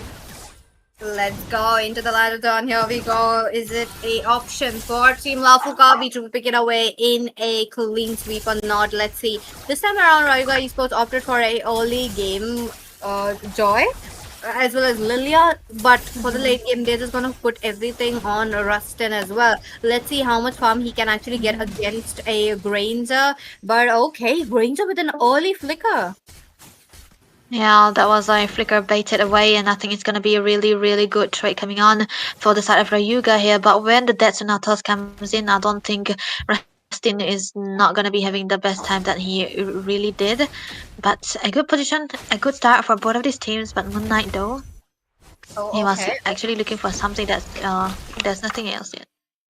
That's true. That's true. So far, it's just the Phobius has to make sure to clear those lanes, go back to the team fights, and just go about into the team fights. They just need that only. But as of now, no first blood coming in from both the sides. I'm curious to know if Rayuga Esports can actually manage to pop out the first blood. And looking at the position so far for both of these teams, the turtle is gonna be onto the focus here yet again. But look at the damage coming through though. The Tigreal was able to walk away, but the dawning light. Oh my goodness, what is that? Okay. Rocco would be taken down. That is crazy to know. But Moon Knight trying to make a jump, but that will be Chocolate Chan with the retribution. Sweeps away the turtle. The Alpha Sweep is coming in for the EXP laners, but Vishal would be flickering out of the way. Yeah, that's a flicker wasted, but for survivability, I guess. But then again, even with the mid lane Xavier, I'm shocked to see that Lafu Kabi are actually winning it out, and has something to do with the Kurfa always available wherever he is needed, giving out the vision and not even letting the Rayuga Esports to try to go a gang onto the bot lane most of the time. And this is just what people are focusing on these days, because you really want to stop a gang from happening instead of ganking for yourself. So I think this time around they are actually doing just that. Looking at the position of these mages so far though, Ezekiel, let's just try to look for a fight onto the mid lane though, onto the bot lane. Let's see bottom lane if they are going to get a successful gank or not. Both of the teams are really there, but Joy though, Joy has eyes on something else. Has to proceed towards his creeps and buffs. As of now, it's just the early game, guys. They are just gonna do their own thing. But the level difference this time around, there is a EXP level difference between both of these junglers, and it's opposite. First game it was Shinigami who was leading. Second game it's Chocolate Chan. Let's see if they're able to keep up with this kind of a a snowball. But to the other hand, wait a minute, Reaper looking quite low. He cannot make a play onto the back line. Talking about oh wait a minute, Chocolate Chan jumps into the tower trying to. Grandeur is successful in taking down the Grandeur, but Shinigami in the front lanes will be taken down. The bouncing ball is proving them to actually stop it out, but the push and pull coming in. There's a flicker from Zozo, but nah, he does not survive. Moon Knight next onto the chopping block, and he's getting chopped off. Hey, he's so wise despite the razor blades coming in from Lilia. Really? Oh, Chocolate Chan? He's quite low. Yeah, Okay. but still is able to take down the turtle apparently. And Rayuga, in terms of initiations as well as objectives, they are coming back slowly but surely. But I do believe, Lafu Kabi, they are yet to get their power spikes. So Xavier, he's more of a support here. And the damage one won't be there, but it will be giving out the space for that alpha to actually use out those spear of alphas. The Granger is not able to keep up with the farm as well. This time Rayuga, so slowly but surely they might be gaining out the momentum they actually need. Definitely. I mean, they are here for the momentum and picking up a Joy early game. They just proving that they actually want it onto their hands. But let's see if they are successful in taking it or not. But onto the other hand, Rayuga Esports are on a lead by 1 kill on lane. It's not a big lead you're talking about, but it still matters. Look at them, all 5 members waiting it out. Oh, it depends on Rock. Oh, like the play implosion play. This is what I was talking about. Then Team Lafu Kabi getting caught off guard. There comes the Moon Knight with a little bit of a jump, but Wizard of Liz into the backlines dealing so much damage. Reaper though, he got melted. Oh my goodness, a good implosion though. That was a really good flicker combo, but it only got one of the trades. Oh my, the dive that came up. Lilia using her black shoes, actually forced out to use her black shoes. So, Lafu Kabi, they're not able to find it opening, but Rayuga, they are trying to initiate much as possible. But the thing is, they could have been getting a better trade. 1-1, she is quite low. She doesn't has the purified, like the second skill, and she will be taken down out of the process. A good trade for that Granger, actually. That's true. That's true. As of now, the objective-wise, it is there into the hands of Team Rayuga Esports, given the fact that they have taken down the top lane tier 3 turrets. Let's see if they're able to take more neutral objectives or not. The turtle is up. You're talking about this being the last turtle of this game. Will they be transcending towards the Lord, or they want to take it down? Yeah, and they are trying to contest for the turtle. Both of the sides apparently, but Lafu, they are going out for the objectives as well. But I don't think Lafu Kabi actually will be trying to contest for the turtle. Oh, Kufra just misses out his dive. But okay, Chocolate Chan somehow is able to take down the turtle. Trades haven't been done, but the concealed play has been coming out by the Tigreal. The initiation might be there, but okay, they have just decided to retreat it out. Oh, Reaper! Damn, Rocco. Wait a minute. Moon Knight does get the push and pull coming in, but at the same time, there is a implosion. Okay. Rocco with the barely. Oh, he can Darling light. He could not evade that. But okay, it was a good attempt of actually escaping. But this time around, Lafu Kabi are clapping back. They want to make sure they are getting the same kind of a domination that they lost into this game. This time around, look at them. They are pushing it down. They are letting Reaper come into the EXP lane quite often. But will Rustin be caught though? I don't think so. No. Nah, not yet actually. Lafu, it's even if Rayuga were winning so much in terms of objectives, they are almost able to keep up with the goal lead. That's one of the main, commendable things I would say from the side of Team Lafu Kabi coming up. They just need a good initiation. And another thing is the Kufra is doing his job, but for some reason Reaper is not able to find his opening out somehow. And if he's able to do so, then it might actually be a cherry on top. But Chocolate Chan, he might be coming up with those clutch retribution seals. That did happen with the first turtle. So far, in terms of the objectives as well, it is Team Lafu Kabi who has more of an advantage because of the two tower advantage onto the side lanes. Oh my god, there might be an initiation coming up. Look at the burst coming up from that Lilia. This is what I'm talking about. The slows from Lilia is really proving them out. But Oh. taste of the hook though, but at the same time they are more interested. Oh, there we go. Oh no. There's a sun coming in, but Rustin doesn't have to use up his ultimate given the fact that there is a trick drill right in front of him helping Rustin. Let's see Chocolate Chan with the split push as well. You're talking about the Lord coming in, Moon Knight already there, but he doesn't have backup though. He doesn't Moon have Knight. members. Yeah. Oh, He's actually buying some time apparently. Oh my goodness, but this Alpha will be there for the initiation. Vishal actually doing a good job with that poking. If that Alpha was able to keep up, then Chocolate Chan would have been going down. But this time, Rayuga Esports, they will be trying to contest for the Lord as soon as possible, and they will be getting it. So, even if the trades were baited, Kufra would have been using his strategy event somewhere else. But it got baited out, and Rayuga with another objective steal. Oh, the initiation has been.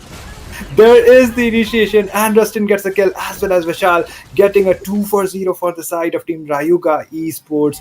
They just got the Lord, and two members from the side of Lafu Kabi have been taken down. interesting game coming in from both the sides. Rayuga Esports with the Lord advantage onto their hands. Look at that. It is marching down from the top lane as of now. Will they be able to put up pressure? Because Chocolate Chan is definitely at the bottom lane, making sure that he will be giving the lane pressure. Lafu Kabi are losing turrets, left and right as of now. And they are waiting for the Granger to get that power spike. They are just waiting for the Granger to pick up a very comfortable spot into the team fights and dish out the damage, just popping off those bullets. But it's just not happening. It's just too much mobility coming in from Rayuga Esports. You're talking about Vishal, you're talking about Rustin, you're talking about Chocolate Chan as well. Look at that. The Wizard of Liz is already at the back lanes and not even an area near them. One of the reasons, the initiation has been coming up from the side of Team is the Tigreal as well. Rocco, he is known out for his comfort picks as well as his initiations, and this time the Tigreal is actually working out wonders for some reason. The implosion plays are connecting onto 2 or 3 people, and as soon as the initiation is coming up, they are getting the trades. So by far, when they try to initiate, they are able to somehow find out the advantage. But the question is, if the mid laner is able to get his itemizations as well as the power spike as soon as possible, the scenario could be quite different. But the thing is, EXP laner is Reaper is kind of struggling against the lineup of Team Rayuga Esports for some reason. Ruby couldn't be one of his comfort picks. That could be reason, but Ezekiel. There is the initiations coming up, and the burst as well as the bombardment has been used up. The flicker coming on, and there is the initiator onto the backside. There is the dawning light. Rustin once again gets the kill onto Reaper. Moon Knight goes down onto the process as well. A 2-for-0 for the side of Team Rayuga Esports. Interesting. Look at that. Ezekiel will be taken down. That will be the Zozo for you. And on top of that, Wizard of Liz being targeted time by time. You just seen how a implosion was there onto him. But okay, facing the wrath of the 1-1's ultimate. Double kill. Breaked up by a Rustin call. And in that process, Rocco would be also down. 4 members are down. It's only Zozo against Team Rayuga Esports. And he has to make sure that the inhibitors are standing strong as well. Yeah, definitely. And I guess this time, there is the initiations coming up from the side of Team Rayuga Esports as well. The Lord has been already spawned up. So I think Rayuga, they will be focusing on to the objectives, and they will be trying to secure another Lord as soon as possible. And for the side of Team Lafu, it's only the inhibitor tower remaining. From the bot, it's completely open, and they will be able to get down that objective unless Kufra as well as Reaper do something in terms of the initiations. This match is looking pretty tough. Oh my God, Lafu Kabi are being pushed back. The score's just double of them, Lafu Kabi as of now. Rustin Cole is all farmed up. This is what I was talking about. Early game, they just had to hold down with Chocolate Chan as well as Ezekiel. They did it. Now it's time for Rustin Cole to shine up. But from the side of Team Lafu Kabi, they do have a power spike of the late game. So it's going to be a tough matchup, given the fact that you have a Xavier, you have a Alpha as well. Alpha is really good melting them down, but getting caught on by implosion is just not cutting in for him as of now. Yeah, and this time, Rayuga, I guess if the lane sinking is up to the point, oh, Rocco comes up with the conceal. He might be using out the flicker as well, but he is not able to find that initiation, at least for now.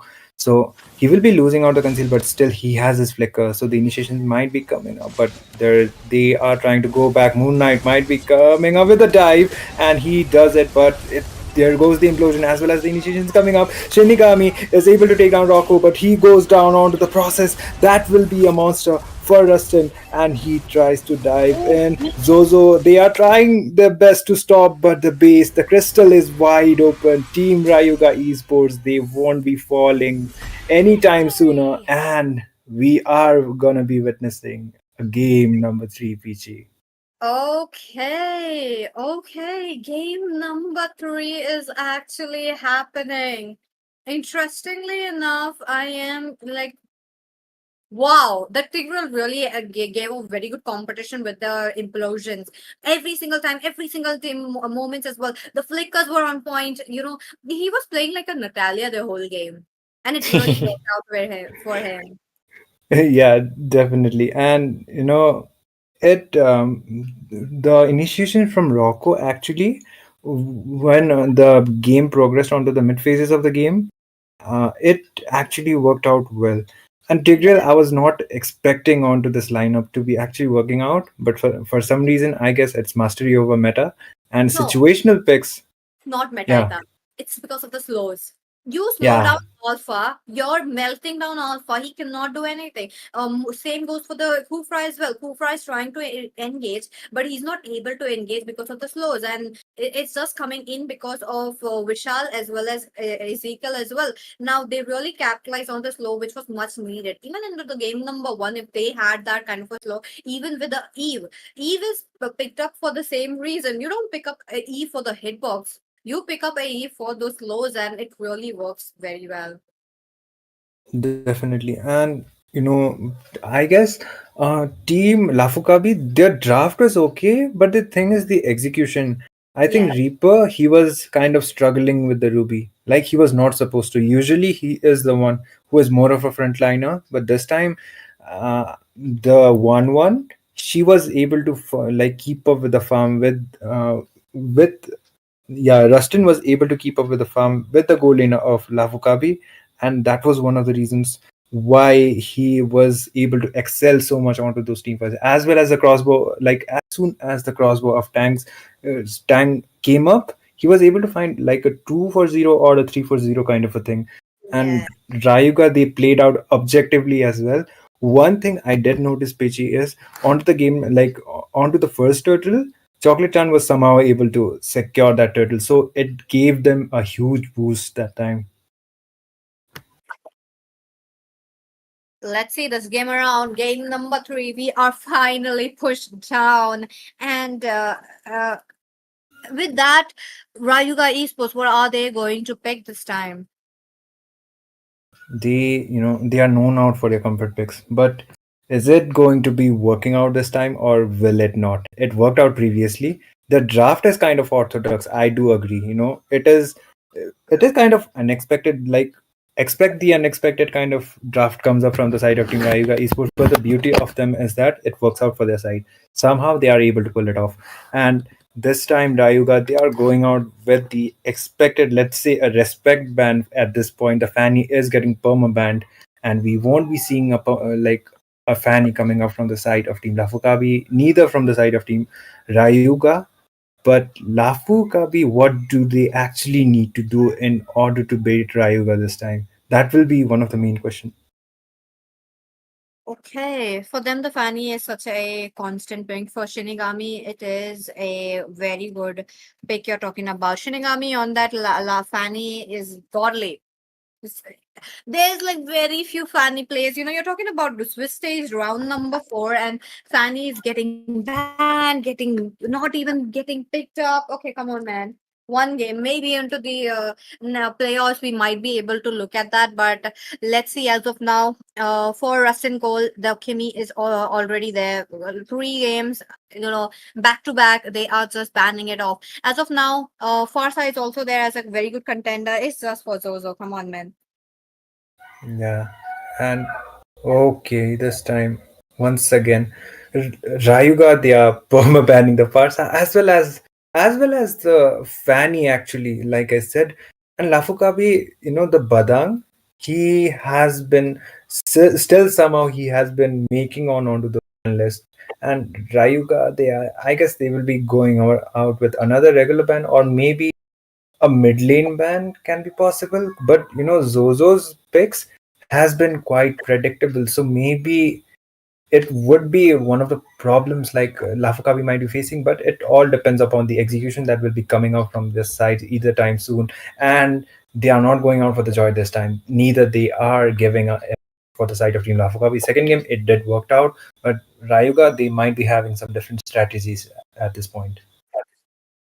Oh, that's true. Maybe they are wanting to play that late game possibility, but the Matilda is open. Please, the Matilda. I want to see a Matilda game this game. Yeah, Matilda is open. It can actually be an option if you are going out with a utility, like a fighter jungler or maybe tanky kind of a jungler. But with an assassin, nah, it's not going to be that much useful with an assassin unless your draft is completely tanky. Like if you have a beefy kind of a draft and you need mobility, then yeah, Matilda can be coming up even if you have an assassin jungler. But right now, let's see what they are going to be going with. Maybe Chocolate Chan, he might be, but oh my goodness, Kumar, number one Bakshia. Last time it was a Bakshia room for the side of Team Lafukavi, which won them the game number 3. And this time it is going to be Rayuga Esports picking up the Bakshia. We are yet to see where he is going to be heading, onto the jungle or onto the room. Okay, so far so good. Bakshia. You were talking about the Raiga Esports coming up with a different strategy. This time around, yeah, they are going back with the a little bit of a, just a few weeks old meta. Maybe putting a Bakshia onto the roam. This is a Bakshia roam. Come on. There's no way Chocolate Chan is going to play the Bakshia jungle, okay? Yeah.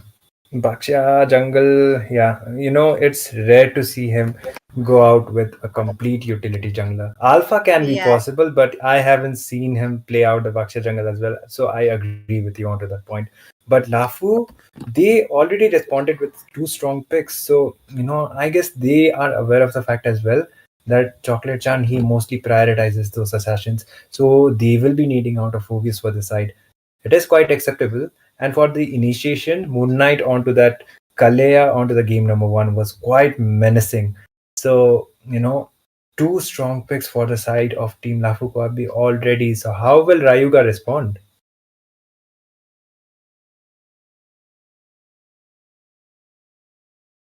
And I guess, okay, Rayuga Esports, they have decided to go after the Suyo as well as a Granger. They are not giving out Lafu, the Granger and Rustin. We do know he likes prioritizing the Granger onto the gold lane. And as Pichi said, it is not Mhm. going to be a Bakshia jungle. It is Yep. definitely a Bakshia room because the Suyo has already confirmed it. You know what's more crazy?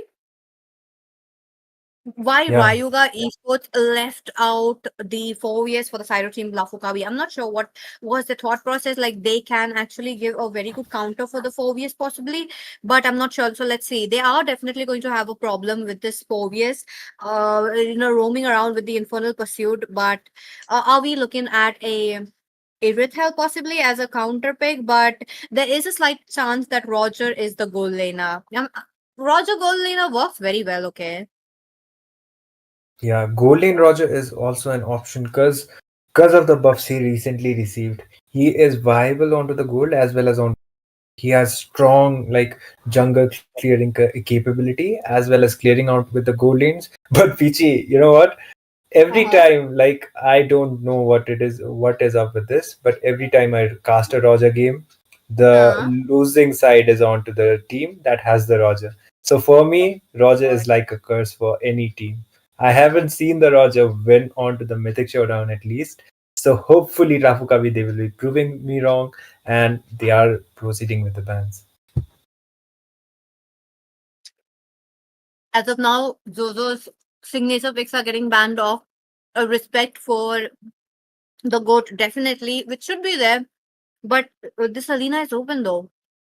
I want to see the Selena getting banned off.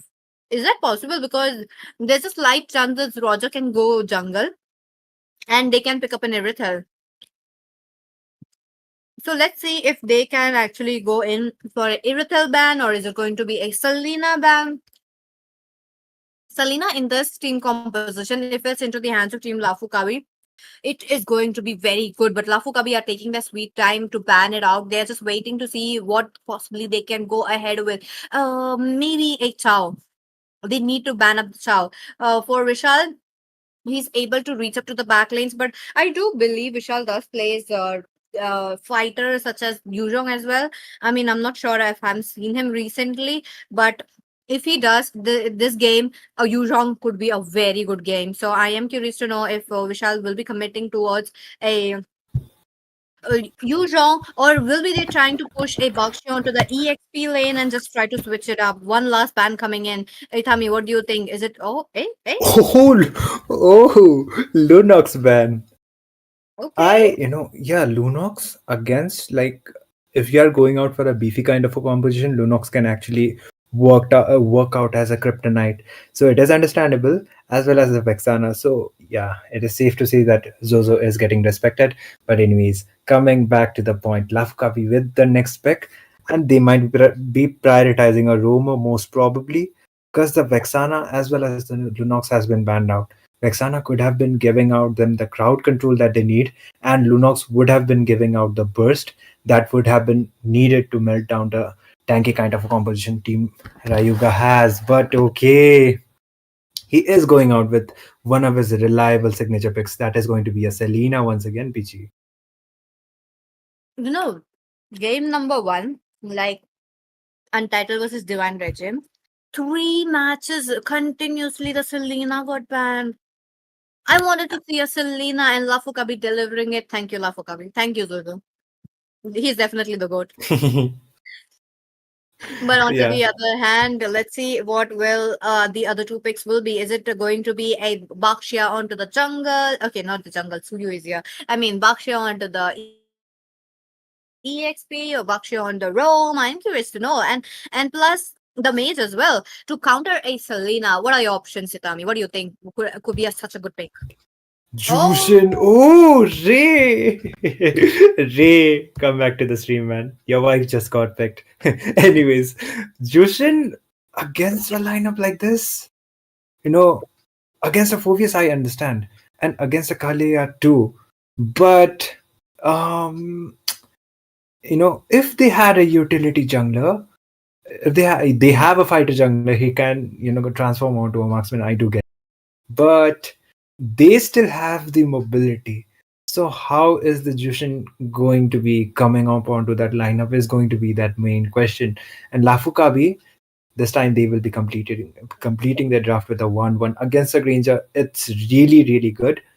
But the thing is, she needs to be keeping up with the itemizations. It all depends on the execution this time. Peachy, give me a quick thoughts. Which draft do you actually prefer? More favorable. okay. Yeah, come on, man. I have to choose, the side where Ray's wife is Rayuga Esports. Yeah, like, come on. With that, Yeah. into the ladder turn. Here we go. This is going to be the match point for both of the teams, and let's see which team picks it up. Intense match should be there because the game series number one, it was definitely intense. And okay, looks like the Suyu did get a shower of butterflies. I like that. I like that. Look at that. Oh, there you go. There you go. There you go. And yeah, definitely this will be the final game between Team Rayuga and Lafu Kabi. Winner takes it all, loser just goes home. And this will be a crucial game for both of the sides. We are onto the land of Dawn. They are attack like they are going out with the neutral objectives. That will be the buffs, the dinosaurs. It is right now. The Yes. All Star event is still going on, and Rustin is already quite low. So he might not actually be able to keep up with the farm. But oh my goodness, he just got the final hit onto that cool crab. That's true. That's true. Look at that. Looks like onto the red side, the Litho is going there onto their hands. But as of now, Roger Jungle, like, oh, okay, Rocco. Oh, Rocco. But Oh. hey, we got the first blood coming in from the side of team Rayuga Esports, and oh no, that's yep, it was Chocolate Chan who did get it, but onto the other hand, Rustin Cole taking so much damage, and Shinigami with another kill. The early game snowball is just working out so well for him. Yeah, they are making full use of that early game snowball that they have. They have the Selena as well for this. Quite is the Roger. So, they have the snowball. Oh, Reaper might be taken down onto the process. The Jushin is quite onto the time. And this time, Chocolate Chan will be finding a treat onto the EXP. Look at that. The EXP lane has already been taken down. So, they are focusing onto that EXP lane somehow. And they have already taken down the tower. So, Rayuga, they're keeping it up with a good lead. That's true. But the turtle is up. You're talking about the first turtle of this game, number 3. On to the other hand, a little bit of a knockups coming in for Vishal, who is on to the Uranus.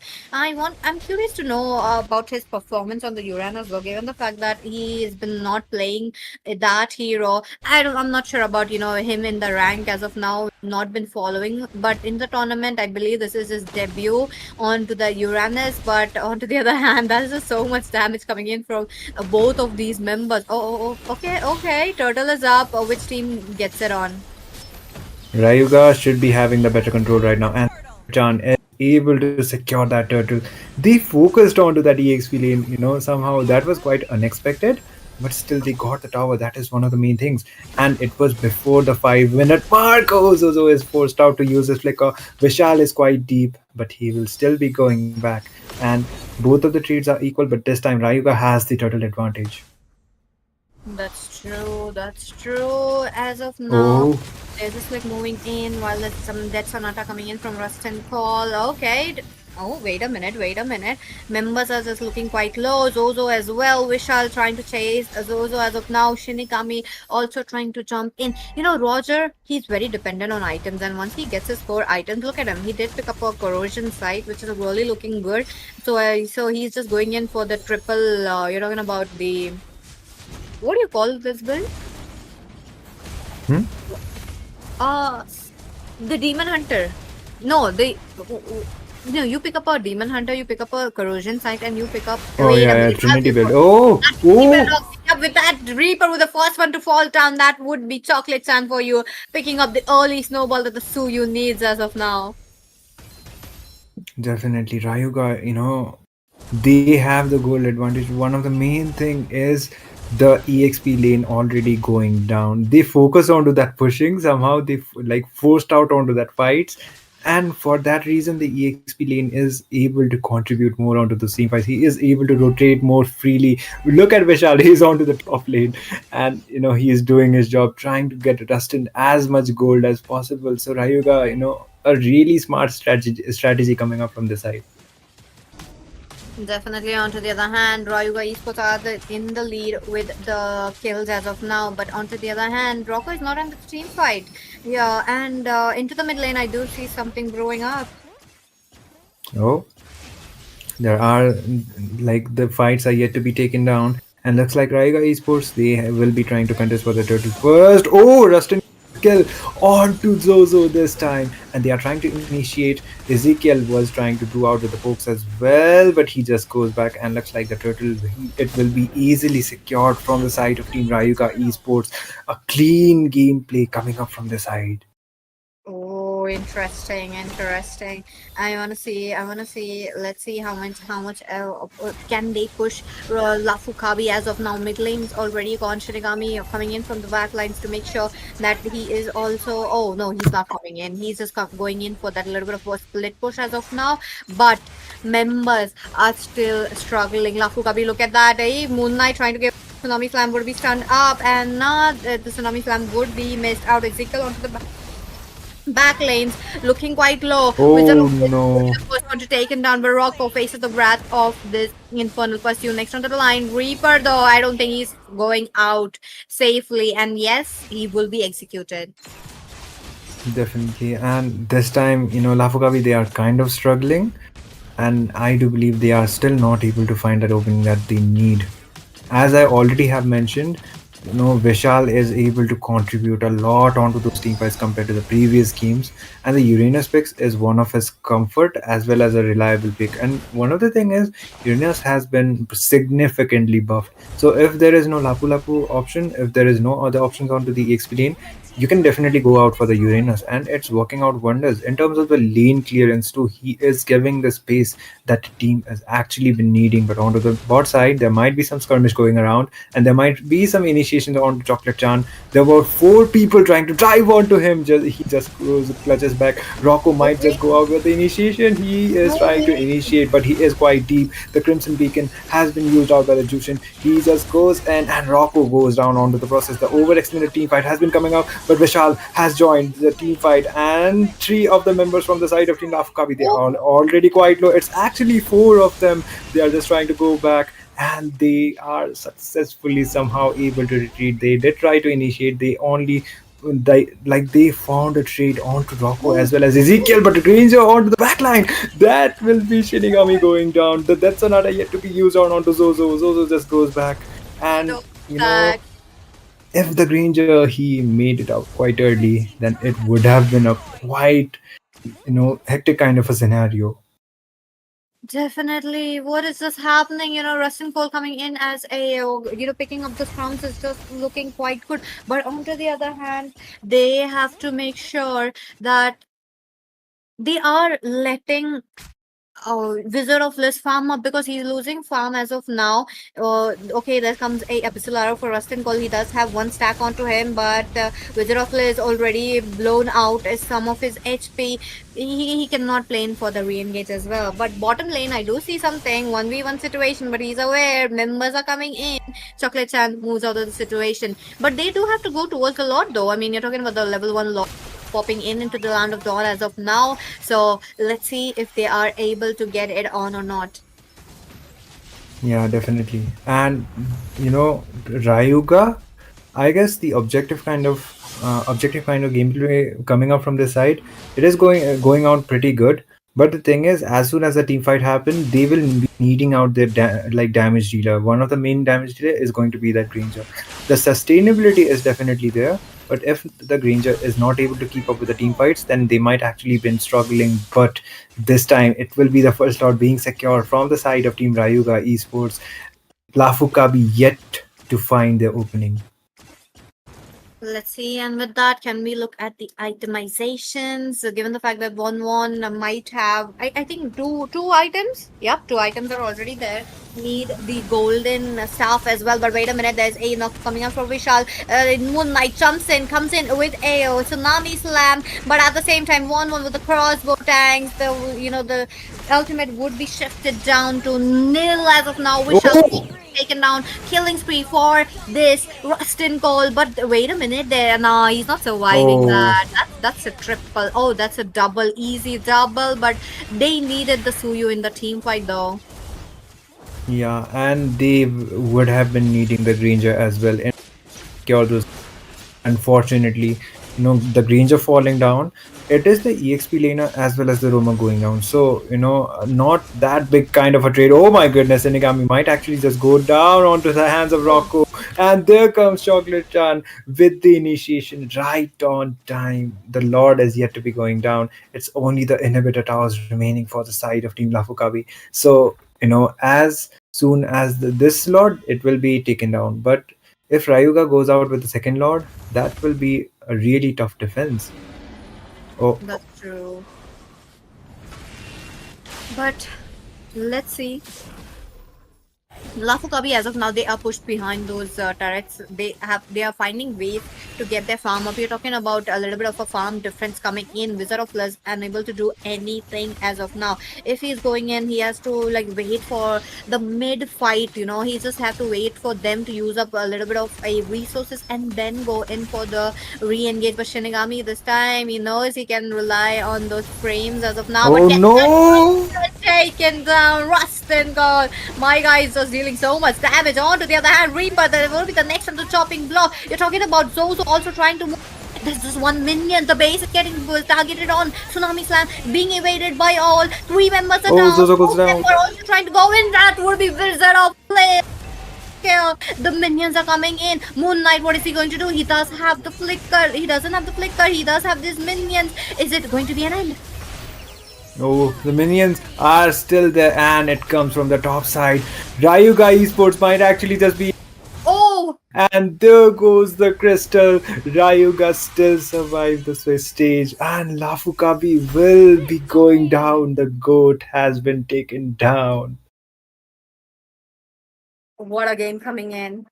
What a game coming in. Like the whole day was such a energetic game. And congratulations to Rayuga Esports for qualifying for the further rounds. But Lafu Kabi, no. Oh my No. god. Zozo, the king alone on his throne, he will be the MVP loss. But, absolutely commendable performance from the side of Team Lafu Kabi as well. And congratulations to Team Rayuga Esports. They actually came up with the reverse sweep onto the series. And, I guess it's the draft as well as the comfort picks they relied on. It completely worked out. But a 1-1 against a Uranus and a Baxia, that would be, if they had a squishy EXP as well as a roamer, then could have been a different case. But the sustainability was not there. And as it is kind of sad to say this, but I love Rayuga as well. And I was supporting Lafu Kabi too, but it will be Team Lafu Kabi who will be eliminated from the Swiss round. Let's go. We got the elimination. Two teams got eliminated today. That would be Team Divine Regime and Team Lafu Kabi. Unfortunately, that was it. But we will be coming back with the next round very, very soon enough. And okay, no, we are not done over with this round as well. This is just the day one of the round, Swiss stage number 4. But other than that, the match was absolute cinema. I really loved it. I was there at this game series number 1 as well. I had the same energy. Game number 2 is just still the same, which I really liked. But yeah, that was it. I hope you guys actually enjoyed. And do let us know which team are you guys rooting for. The Instagram's up. You check out the description as well. There's a lot of links. So do click every single one of them. And onto the other hand, Itami, any last words? W to Peachy on the Peachy chat. Like, she has been doing out from the game number 1 as well as game number 2. And it is the elimination round. And the main thing is it went out onto the 3 games. So it was 6 games continuously for her. So kudos to Peachy, as well as thank you everyone for joining onto the stream. We will be back tomorrow with more matches. Till then, Itami, Debbie, as well as Peachy will be signing off. Good night, everybody, and take care. Debbie says bye. Peachy did not say bye, okay? ये तारा इनको बहुत ही ज्यादा दिक्कत देने वाला है. थोड़ा सा फिर से यहाँ पर लौट आएंगे, अंदर जाएंगे pop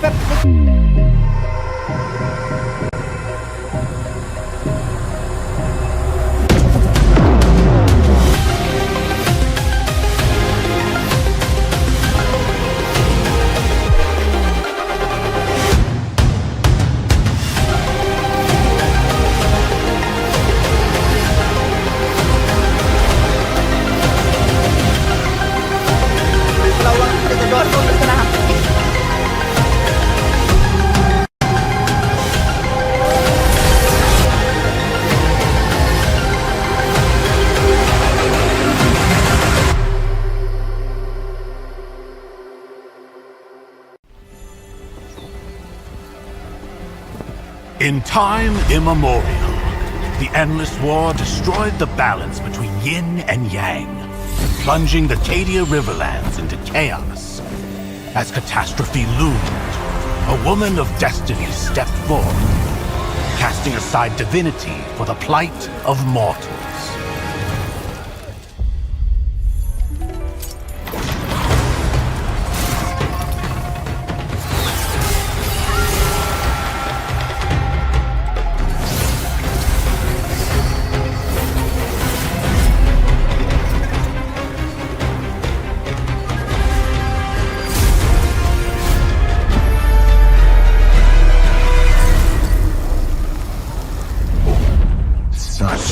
Sacrifice for a fleeting moment of peace in the mortal realm. Does thine heart not regret?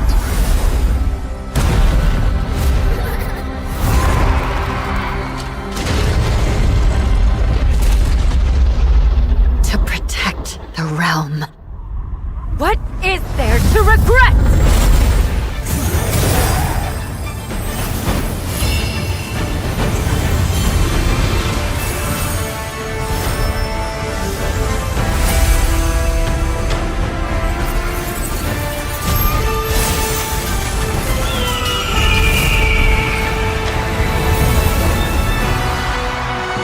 This day, destiny descends once more. Zutian the Ordained, of untold merit and unbound benevolence, preserver of peace and prosperity, unfaded by time. This day, let heaven and earth bear witness as the phoenix ascends the throne, a realm united toward a new golden age. From time forgotten to the new dawn, as long as I breathe, Shandu shall never fade!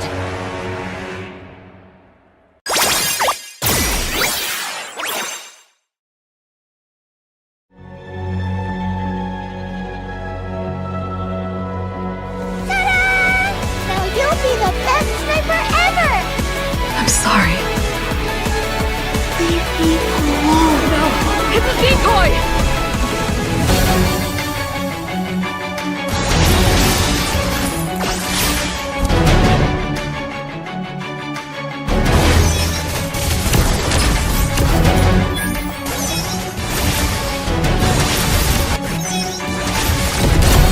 Ever since that day, I vowed to keep you safe.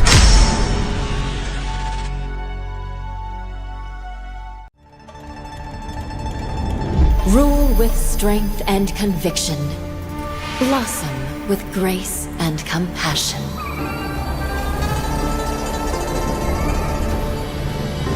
My strategy spans centuries for those I silently guard. From ashes to empress, my rebirth is eternal. The Phoenix reigns! ये तारा इनको बहुत ज्यादा दिक्कत देने वाला है। थोड़ा सा फिर से यहाँ पर लौट आएंगे, अंदर जाएंगे popup.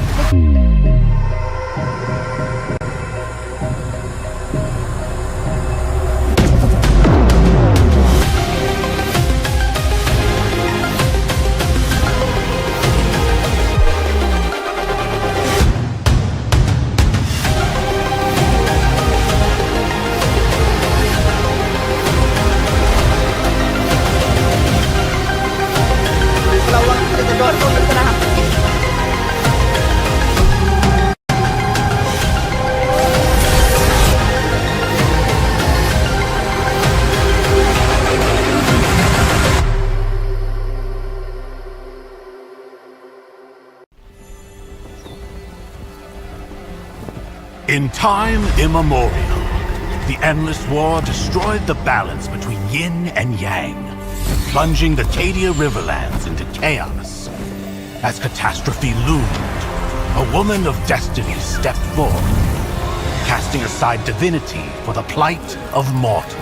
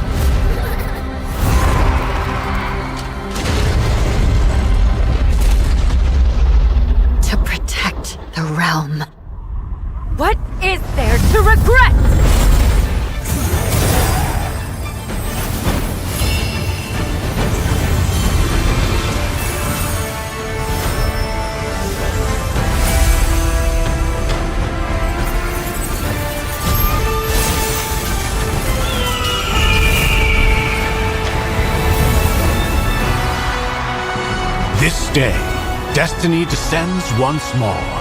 Zutian the Ordained, of untold merit and unbound benevolence, preserver of peace and prosperity, unfaded by time. This day, let heaven and earth bear witness as the Phoenix ascends the throne, a realm united toward a new golden age. From time forgotten to the new dawn, as long as I breathe, Shandu shall never fade!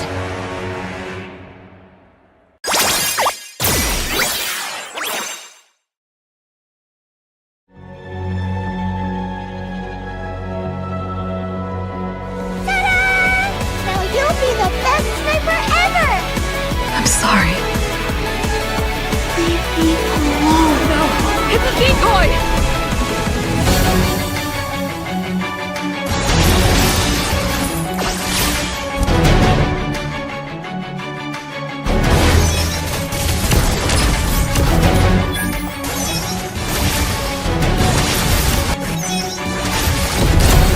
Ever since that day, I vowed to keep you safe.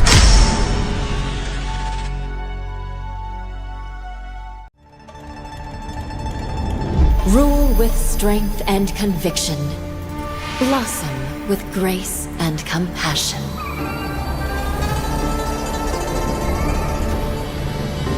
My strategy spans centuries for those I silently guard. From ashes to empress, my rebirth is eternal. The Phoenix reigns! ये तारा इनको बहुत ही ज्यादा दिक्कत देने वाला है। थोड़ा सा फिर से यहाँ पर लौट आएंगे, अंदर जाएंगे popup.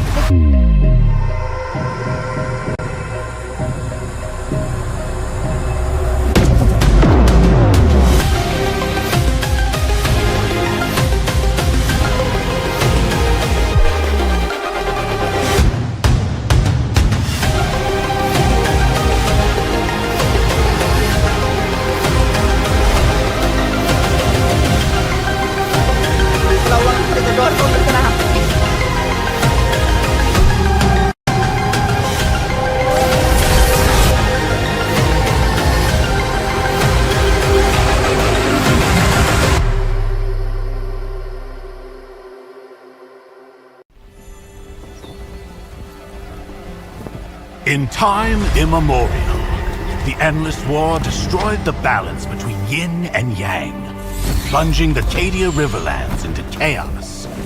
As catastrophe loomed, a woman of destiny stepped forth, casting aside divinity for the plight of mortals.